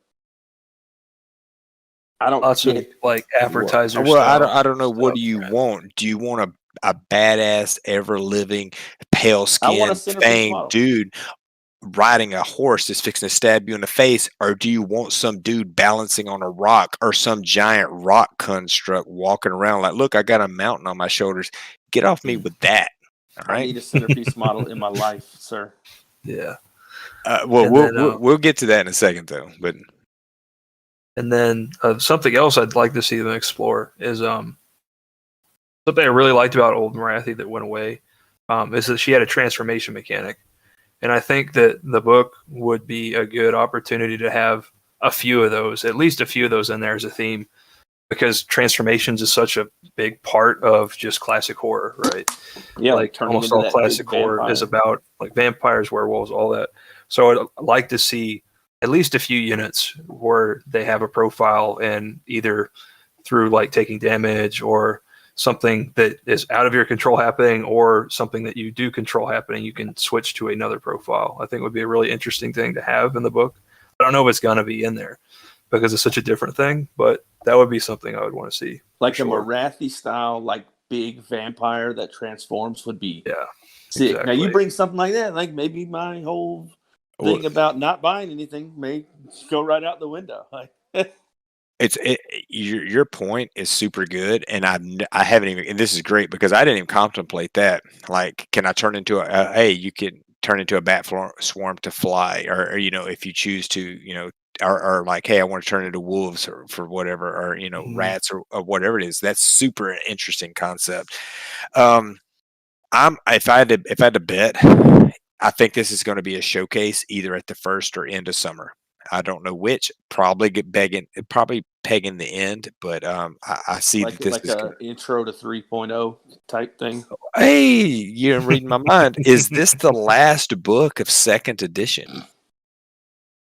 I think it's got to be, right? Like, I don't think that I think just by force, the new edition's coming out sometime in summer. And like you said, it's going to be in that timeline. I don't know what else that they would do other than that. But with this new edition, like 100% on the horizon, it makes you look at some of these newer books like that we've been looking at. Like some are too weak for 2.0, some are way too strong for 2.0. But when the 3.0 comes in and you're looking at it like, well, are these last 3 or so books that have been released, are they for 3.0? Were they written with 3.0 in mind? But then when you go back and look at some of the dates that are hidden in some of these books, some of this stuff was supposed to come out last year, like November and things like that. So maybe, I don't know. I think Gravelords is going to be a 3.0 army. I think it's going to be released, written, designed for 3.0. I would like to think that I just got like a feeling 3.0 ain't coming this year. But this could be the last book of the year too. But their release clip is higher than in the past. So, all right. So here's my next question for you guys: will it replace Legions of Nagash? Yes, I think so. I think that it'll phase that book out. Because I think they already ported Nagash over to OBR and they kind of like made that work there. And I think the book has been a band-aid that I think they're going to phase it out, if I had to guess. So we're looking at just the Soul Blight. Will you get ghouls, ghosts, like skeletons, and vampires in the same book? Would you bet on that? Yes. Yeah, it's just like old school vampire counts, I think, is what they've been pretty heavy-handed in trying to make that their goal, I think. Even like the art reflects a lot of that. Like you see a lot of similarities between old vampire counts art and the new art that they're coming out with. So I think that, and they've kind of previewed Fellbats and something else too, I think. It's kind of like in that vein.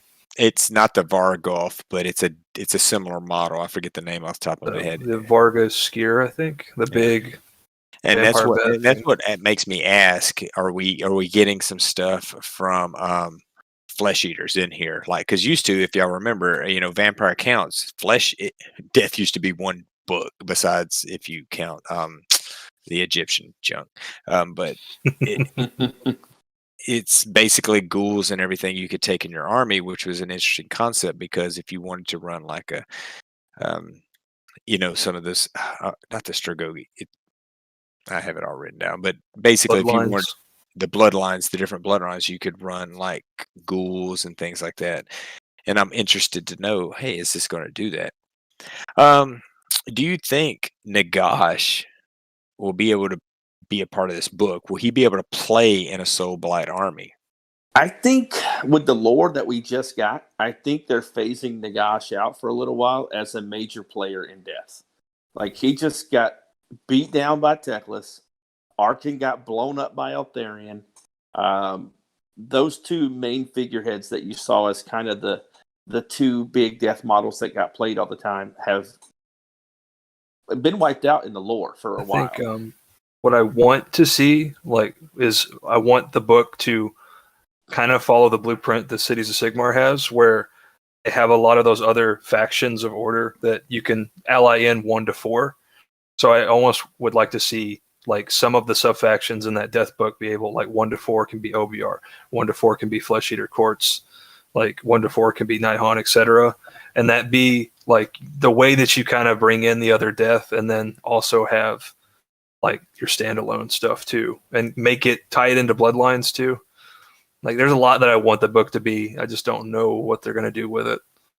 Lots of opportunities to make it like a really unique book, and I hope that they take advantage of.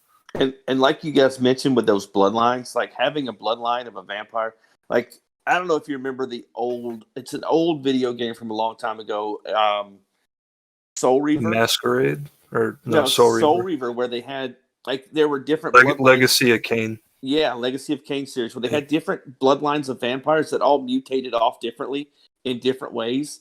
That would be super awesome if you had a different bloodline of vampire that you said like they're ghouls and they just had different type of mutations. Like you said, the wolves, some can shift into bats, some can shift into rats, things like that. And I've seen some lore that kind of hints towards vampires having like the batch of them that were feeding on rats, so they were able to morph into giant rat swarms and things like that. That would be super cool. Like just different versions of like you can use the same models to a degree, but there's those bloodlines would be awesome. Like some real versatility in list building. That's what I feel like a lot of the new stuff lately is we lack versatility in list building. And I really like that idea of those bloodlines being something that can really affect that and have a lot of play in different directions. Well, just because you're on the talking point of it, we'll talk about the classic bloodlines. And if for those of you that play Total War 2, you know that the old vampire counts are in there. And there was a huge lore that was built up over the years for all the bloodlines. You got the Von Karsteins, which is sort of, these are my hopes and thoughts. If they go bloodlines, here's some ideas. Could be wrong, and excuse me for the pronunciation of these because, hey, man, like I don't East know. Texas. The Von Karsteins, which is like, I want to see them be balanced. To me, they're more Dracula, and to me, I want to see them be the more balanced, where they're sort of like in the middle, where they can do a little bit of everything. That's where I sort of see them. And that's Manfred's bloodline, so that for sure would make sense for him to just be in charge. And if you remember the end times, Vlad became an elector count right at the end. You want to see a Sigvald type model, centerpiece model. Let's get Vlad out there. Like, hell yeah, bring back Dracula. I'm down. Blood dragons are sort of the heavy cav, and I could see if you do their bloodline, it might be cav based, or it might be sort of if you want to have a vampire army. I don't know what that looks like, but like maybe Bretonian style vampires that they see themselves like old school Bretonians, where it's all cav and knights, like old Teutonic knight style play. You have the Lamians, and that's all Nefertata's vampires, and they're actually in the lore currently, sort of, and because she has a network of spies. They're all sort of like beguile. They're beautiful. They're sort of like the court intrigue type vampires. And I was having like an issue when I was conceptualizing, like if they did these bloodlines, how would that look? And the only thing I think of is deep striking, or like some outflank stuff. I'm not sure. Maybe some extra like debuffs, but that's kind of always been her thing anyway, is debuffing, right? Like I think that you could just do it with like almost like a mount trait chart. Like you just call it your bloodlines chart and have your abilities tied into that chart, and that way you have some customization. And like also have other rules to build into those sub factions. But I think a bloodlines chart is one of the more straightforward ways to do it, for sure. Oh man, they did some stuff like that, like some old Nosferatu style. This would be super. Like there's some play in vampires. Like if you mess around with that, it made just I don't know if they're gonna put that much into the range, but that would be awesome. Some Vlad, old Dracula style stuff, some Bretonian style stuff with the knights, and then new Lamia with Neferata, and then somebody else having a faction of something like the Nosferatu stuff. Like that. The Nosferatu is the once again, guys, help me out in the chat. Necrarch or Necraic, which is the old school super old vampire look. They're all magic based, and when you look at the bloodlines, it matches up so good to a book. You could just write it around them like, oh, you want to do magic? Boom. You got to take these guys. They're going to get pluses to cast, or maybe whatever it is, or they can slay ghouls to be better at casting, whatever you want to do. And then you got the Strigoi, or how do you pronounce this, guys? Strigoi. Strigoi, which are the beast type vampires, which are going to have like a lot more control over ghouls, or maybe just That's rats. always been my jam. Like I've always loved that style. Right when you said like beast style vampires, like Vargulfs and the big bats and things like. That looks fun. That would seem to me to be a fast army, and maybe your centerpiece or your hero models that are they're super close combat, they're super beefy. Everything else is sort of chaff, but it's really quick. It might have some evasion stuff, but that's super cool. And that's if they go bloodlines, and there's no guarantee they will. But everybody, I think, in the world, if we're sitting here thinking about it, to me, it's like everybody in the world is sitting here thinking about, are y'all bringing a version of bloodlines because it's ripe for the picking?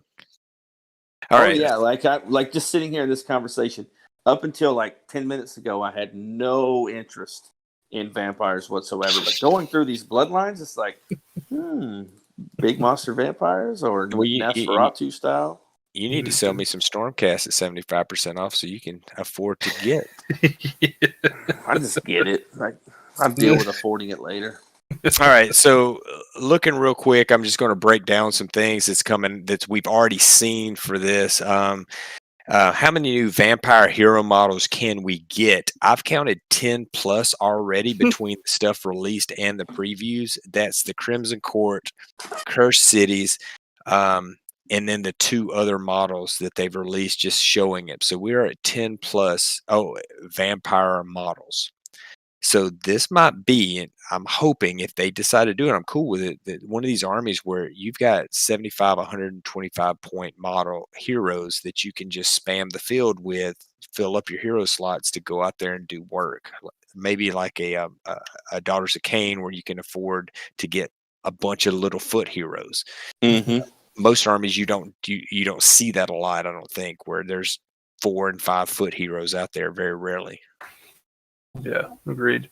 And I think if they tie the old summoning mechanic in, that'll give a lot of your chest more staying power too, as you have more foot heroes. It's one thing that I could see helping that idea out. So far, new units that we've seen released that hopefully they should be in the book is we've seen rat swarms, because I don't recall ever seeing rat swarms in Death. Zombie ogres, the Vargskir, which is what we were talking about, and the Gravekeeper. That's what I've tallied up so far. Is it completely new units that we have not seen so far? Yeah, that Gravekeeper is super awesome. That's like one of the better models. That whole box is solid models, but that's one of the better models in that box, in my opinion. And then the new Necromancer is cool too. It's all hunched over and shit. I like him a lot. Yeah, I think it'll be a fun army. I think you guys will have fun with it. I'm looking forward to see what people do with it, especially if they have those bloodlines in. That'll be awesome to try to figure out how to do it. That's one thing. It looks like there's so much stuff that I think you're going to see a lot of variation, which would be nice. It's not one of these newer armies that only has 5 or 6 unit types. You see a lot of the same builds floating around. I think there's so many different things in different directions that you can already build in that I think you will see a lot of. Now, here's a question. Do they release it all at once, or do you get a Lumineth release where they release it 10 releases? Yeah, I don't know. Hey, does anybody want to buy a Lumineth box sitting on my shelf in shrink wrap? Because, like, come on, guys, like, when you're looking at a box, like, I'm fixing to invest some money in this box. It comes with a book. I think I want to get it. It's cool with the stuff. It's a project I'll get to. And then a few months later, we dropped this other book. Kind of really, it goes, come on, GW. You've been in the front of the class doing a good job for the last couple years. Don't be going back to that old ways of doing stuff and making me upset. It helped a little bit putting those rules in the Broken Realms book. If they didn't, I think there would be even more of just the mob mentality of this is bullshit. It is bullshit now, but at least in Broken Realms you get those rules too, so you feel a little less bad. But yeah, it's not bad form, very poor form to do that. Yeah, just if you're going to give us a new army, release the whole damn thing at one time. It's not like they didn't have those models available. Like, it's not like they didn't have them. You can't tell me that you had a Lumineth release and you didn't have the next line of Lumineth release ready to go out the door. Not with the way shipping is nowadays, and that stuff was sitting on the shelf when the other stuff went out. Yeah, it's one of those things where you can blame it on COVID, you can blame it on the shipping, but it wasn't even like, hey, we have more models. It just seemed like here's a whole new book. Like, we gave you a book last week, but now here's a new book, and it's kind of like, man. And generally speaking, I'd probably be less upset if I bought a book, but I bought a box set which factored in the cost savings of, hey, I got a book with it, and now I have a box set that you're selling it at such, if people want it, you're like, you've got a discount even having the book in there. It doesn't even factor in. But well, they did the same thing to me with Doc. I bought the Doc book when I got into Doc, and the Marathi book dropped. Bought the Marathi book, and then a month later, the next Doc book dropped. So I spent $120 on books, 2 of which I really didn't even need. Well, 1 of which was phased out. Definitely don't need that. And then the Marathi book was immediately nullified by the new book that came out right after that. So, yeah, you do get a lot of nice lore in the Marathi book for her, but yeah, it's still a book that and their release schedule was all jacked up. Like, they just got to the point where they're like, well, we either just give up this profit margin or we just release it. And I think GW won't give up profit. So I think there's one thing: life or death, taxes, and Games Workshop going for the profit margin. So, yeah, I mean, I'm not mad at them. It got me into Doc. I really like my snakes and stuff. So, yeah, worse things that can happen. But so we do have some confirmed War Scroll updates for existing stuff that's in that's already out there. The White King on Steed, Blood Knights, Death Rattle. I'm sorry. These are updated models that we know we're getting new stuff. Updated is Blood Knights, the White King on Steed, Death Rattle, Deadwalker Zombies, Fellbats, and Bat Swarms. These are existing kits that we already are confirmed that are getting updated. I think they look good. I think the new aesthetic looks good. So we know we're getting those. And I have checked out the War Scrolls on some of the stuff that came out with Cursed Cities, and it's the same. Like, zombies and skeletons are the same. So what I think happened is that because those War Scroll, that it says updated November last year, so I think that they just got so out of whack on that Cursed City box that I don't think that those War Scrolls reflect what Soulblight's going to have. Yeah. If I had to guess. Well, I hope not, because me too. Skeletons are okay. Skeletons with a couple of tweaks and a couple of heroes and a couple of buffs. Okay, we're cool. Like, that War Scroll is not. It is what it is, and I'm cool with it because it sort of does what it does, and I like the extra attacks and bigger blocks. I like those things, but the zombies are still trash, and it's like hot garbage.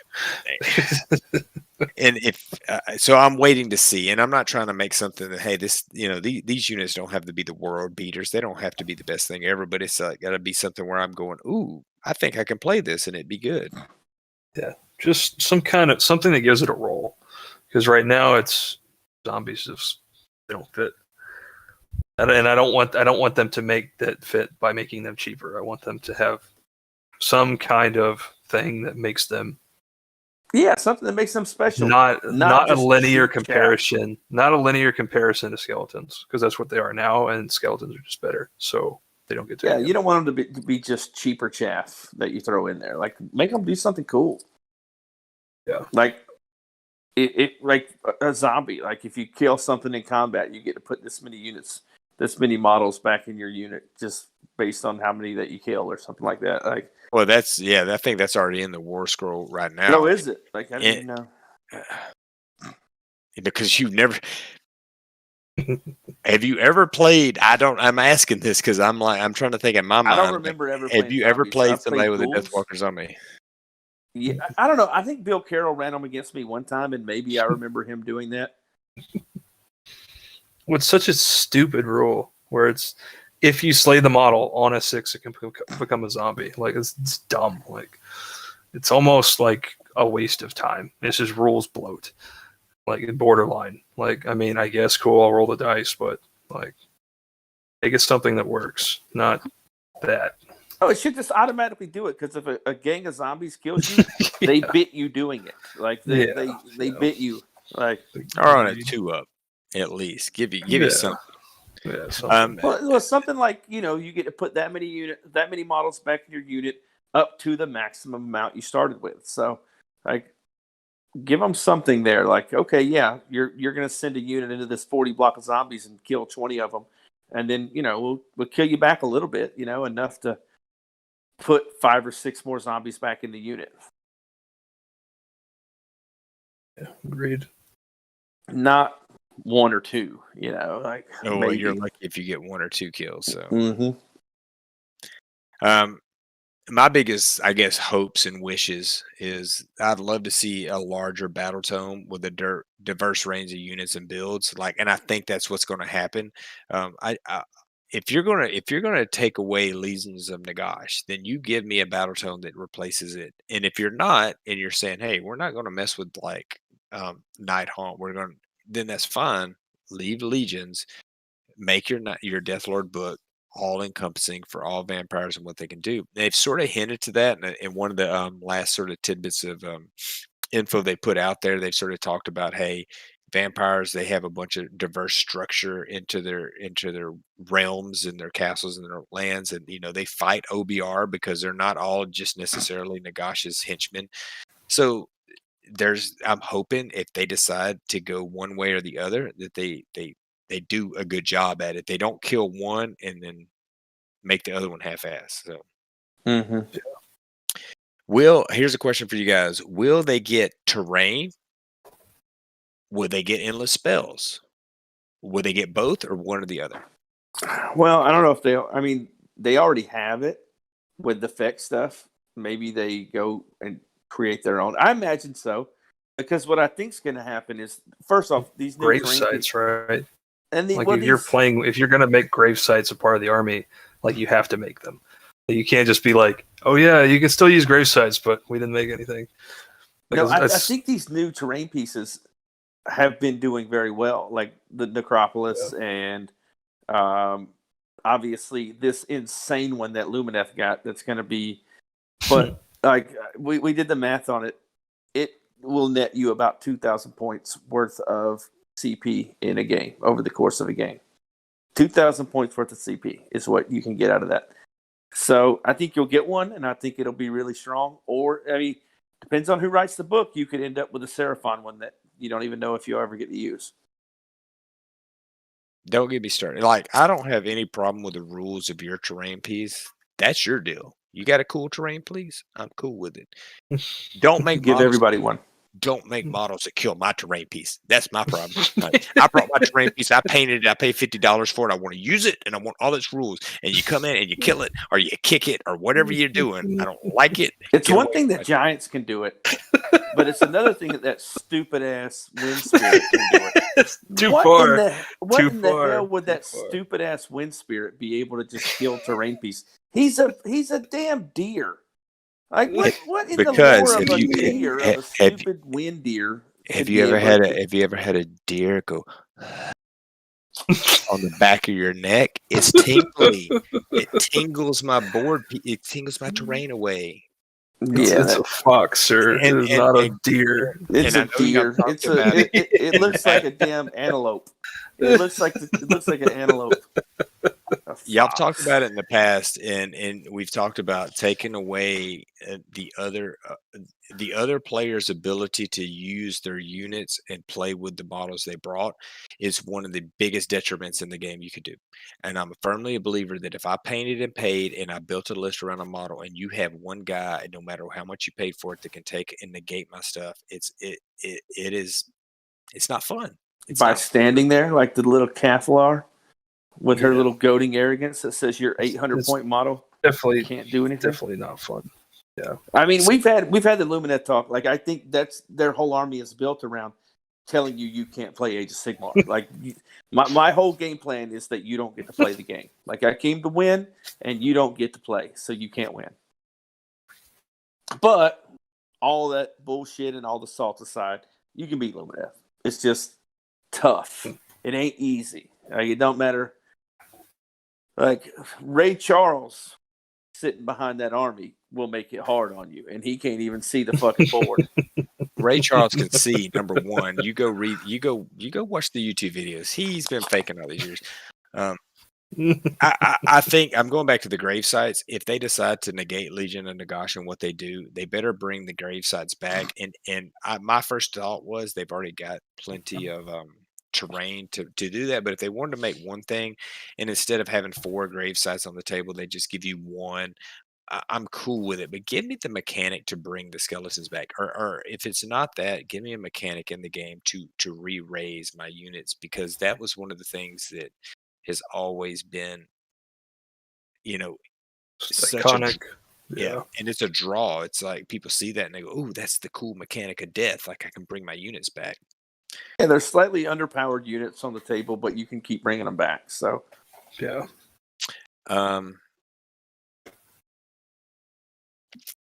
I'm gonna throw this out. Will we ever get skeleton archers? And if so, will they be any good? You yeah, hope you are. yeah, I was about to say, it looks like they're about to have some in OBR. They're gonna have one. I've dreamed when I saw the model, and it's gonna be that one guy. They're not gonna release more models than that. I don't know. I don't know.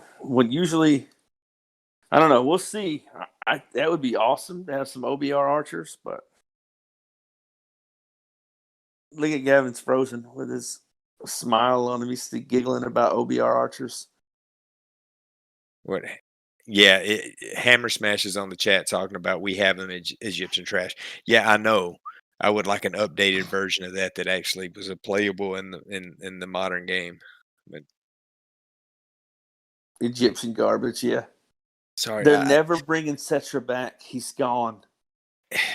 You know what? And I was probably too harsh when I said trash, because trash is a lot nastier than garbage. How about this Egyptian garbage? Or we could just call them OBR. So I mean, that's what it is. That's what OBR was supposed to be, right? Replacing that. I think that's a mix between that and they got the good samurai aesthetic too. So yeah, like I started building mine, and I got him right here beside me too. I have that going, and I got so many projects going. I got this dude right here. We'll see how that goes. But did we get Gavin back? There he is. But yeah, I think vampires are going to be cool, or they have the potential to be cool. Like there's a lot of potential that you could do with that if Games Workshop decided to go that way. it's going to be interesting. I'm excited. Am I buying a lot of stuff right now? Am I planning like, oh, I got to get these new? Not really, because if I showed you and dig in the cabinet, here's 160 skeletons. Oh, you want to see my 80 zombies? Oh, here's my 60 ghoul. I can bring out all the old stuff I just literally am cutting off square bases. And so am I going to invest in a lot? I've got Kit Bash Blood Knights from old. I made my Black Knights out of Bretonnians, and I made my Blood Knights out of Empire. So I've got dudes in there. So am I really quick to jump on and buy new kits? No. But if I get the book, I find out Blood Knights are really good. Maybe I want to do a tournament army. Yeah, I would spend the money to do that. But does the model alone make you want to jump on it? If I wasn't a death person and didn't like the aesthetic or had that idea, and I was coming from outside, I mean, they're on par with the rest of the models. The only thing that I've seen so far is the White King on Steed that's look really good. So Yeah, the Blood Knights look, to me, the skeletal face on the horses is just off-putting. Like, I don't know. When I think of Blood Knights, I don't think of an undead horse. I don't know why. I think of like Lord of the Rings style, like ring wraith horse, where it's like possessed horse, not torn up, flesh gone horse. It's weird. Yeah, I don't know. I don't see anything in the kit that being a not being a longtime death player. I don't see anything in the kit that draws me in that says I got to go buy this model. Like, yeah, where OBR kind of did, like OBR has some stuff where it was like, I don't know, never playing Death before, and the Death Riders, the Cavalos Death Riders, just you want to play those. I want to paint those models, and I want to put them on a board. and well, going back, it is 100% the aesthetic you like, and because some people will look at Daughters of Cain or Stormcast and go, that doesn't interest me at all. And if you want to play, hey, I've always wanted to play skeletons. The skeleton models look awesome. Yeah, they GW do. continues to push out, and especially for Age of Sigmar, because I'll tell the 40K players all the time, like, Age of Sigmar's got better models. You might have a bigger player base. So. By far, yeah. And if that's your aesthetic and that's what you're drawn to, then it's a great time to get into it. And if you're sort of like, if you're one of these guys like you that have 5 armies and you're like, I don't know if I want to do it. I haven't seen anything yet that would make me go, I'm going to jump on that. Because if right now you're painting a couple cool vampire models and then like 800 skeletons, it's like 5 armies is an understatement. I'm looking in front of me. I got 6 different models from projects that I'm working on right in front of me right now. Like, just I got to give it a break. I got to take a break from and finish some stuff. The Daughters of Cain was the first one that in a while that I've just pushed, hammered through, and got the army finished from just start to finish. Focused on it, didn't stop, and it turned out really well, and I like it a lot.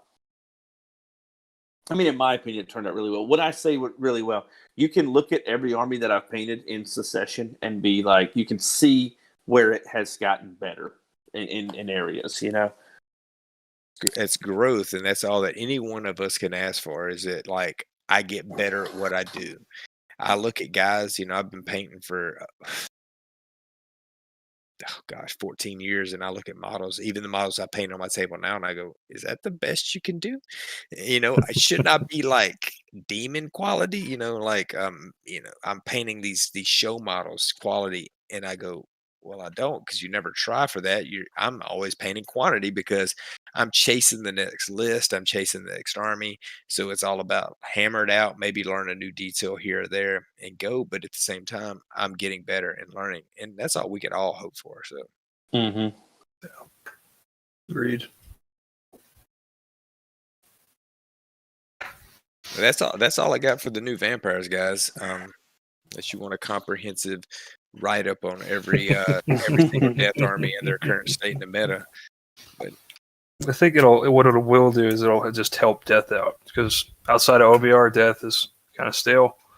So yeah, injecting some fresh army, like just another set of rules into that sub faction. Because I mean, if you look at all of the sub factions, I think that Death is kind of lagging behind all of them now as far as like content and like options. Because even Destruction, which is, I think it goes like Order is like the most saturated, then Chaos, then Destruction, and then Death is kind of a distant fourth. So I think that will really help just Death out in general. I think that's the hope.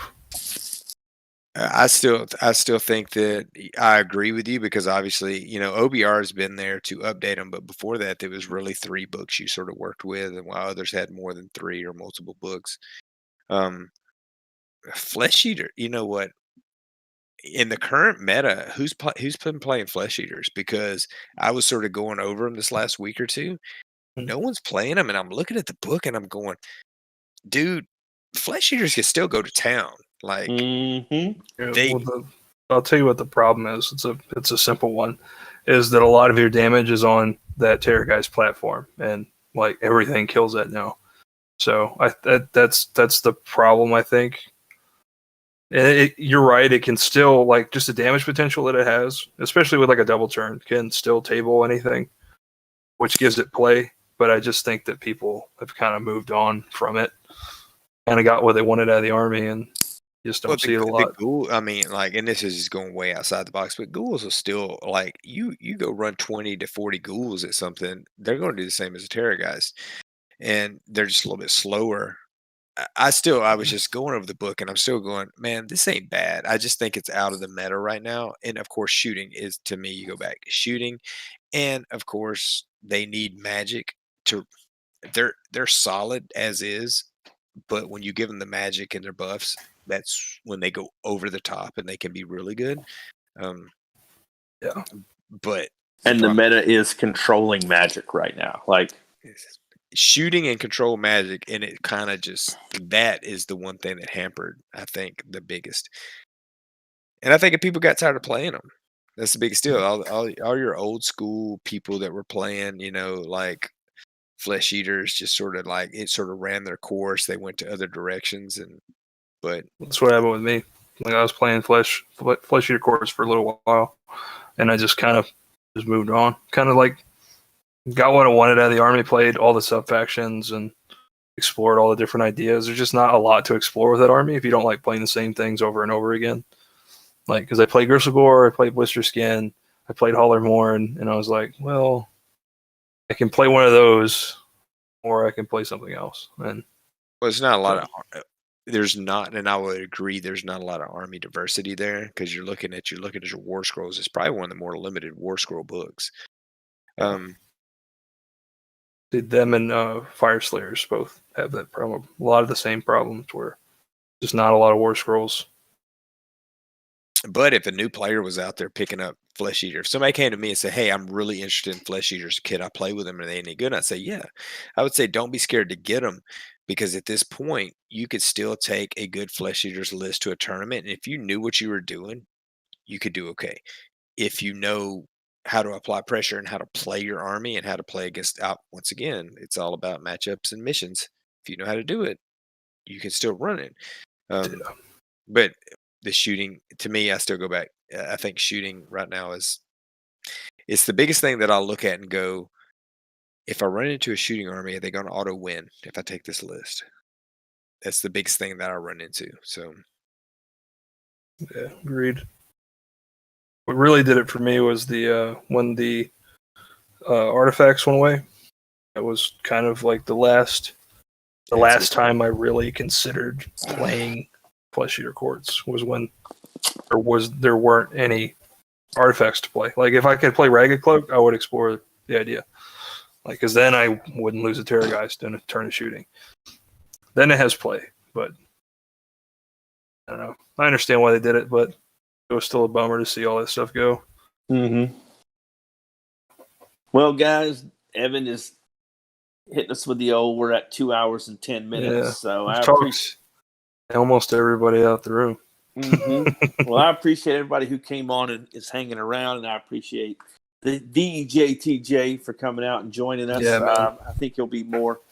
I think when the new stuff comes out, I'm sure you'll be in here to talk about it once we actually can see the rules. See if we get excited or get sad, right? We'll all do it together.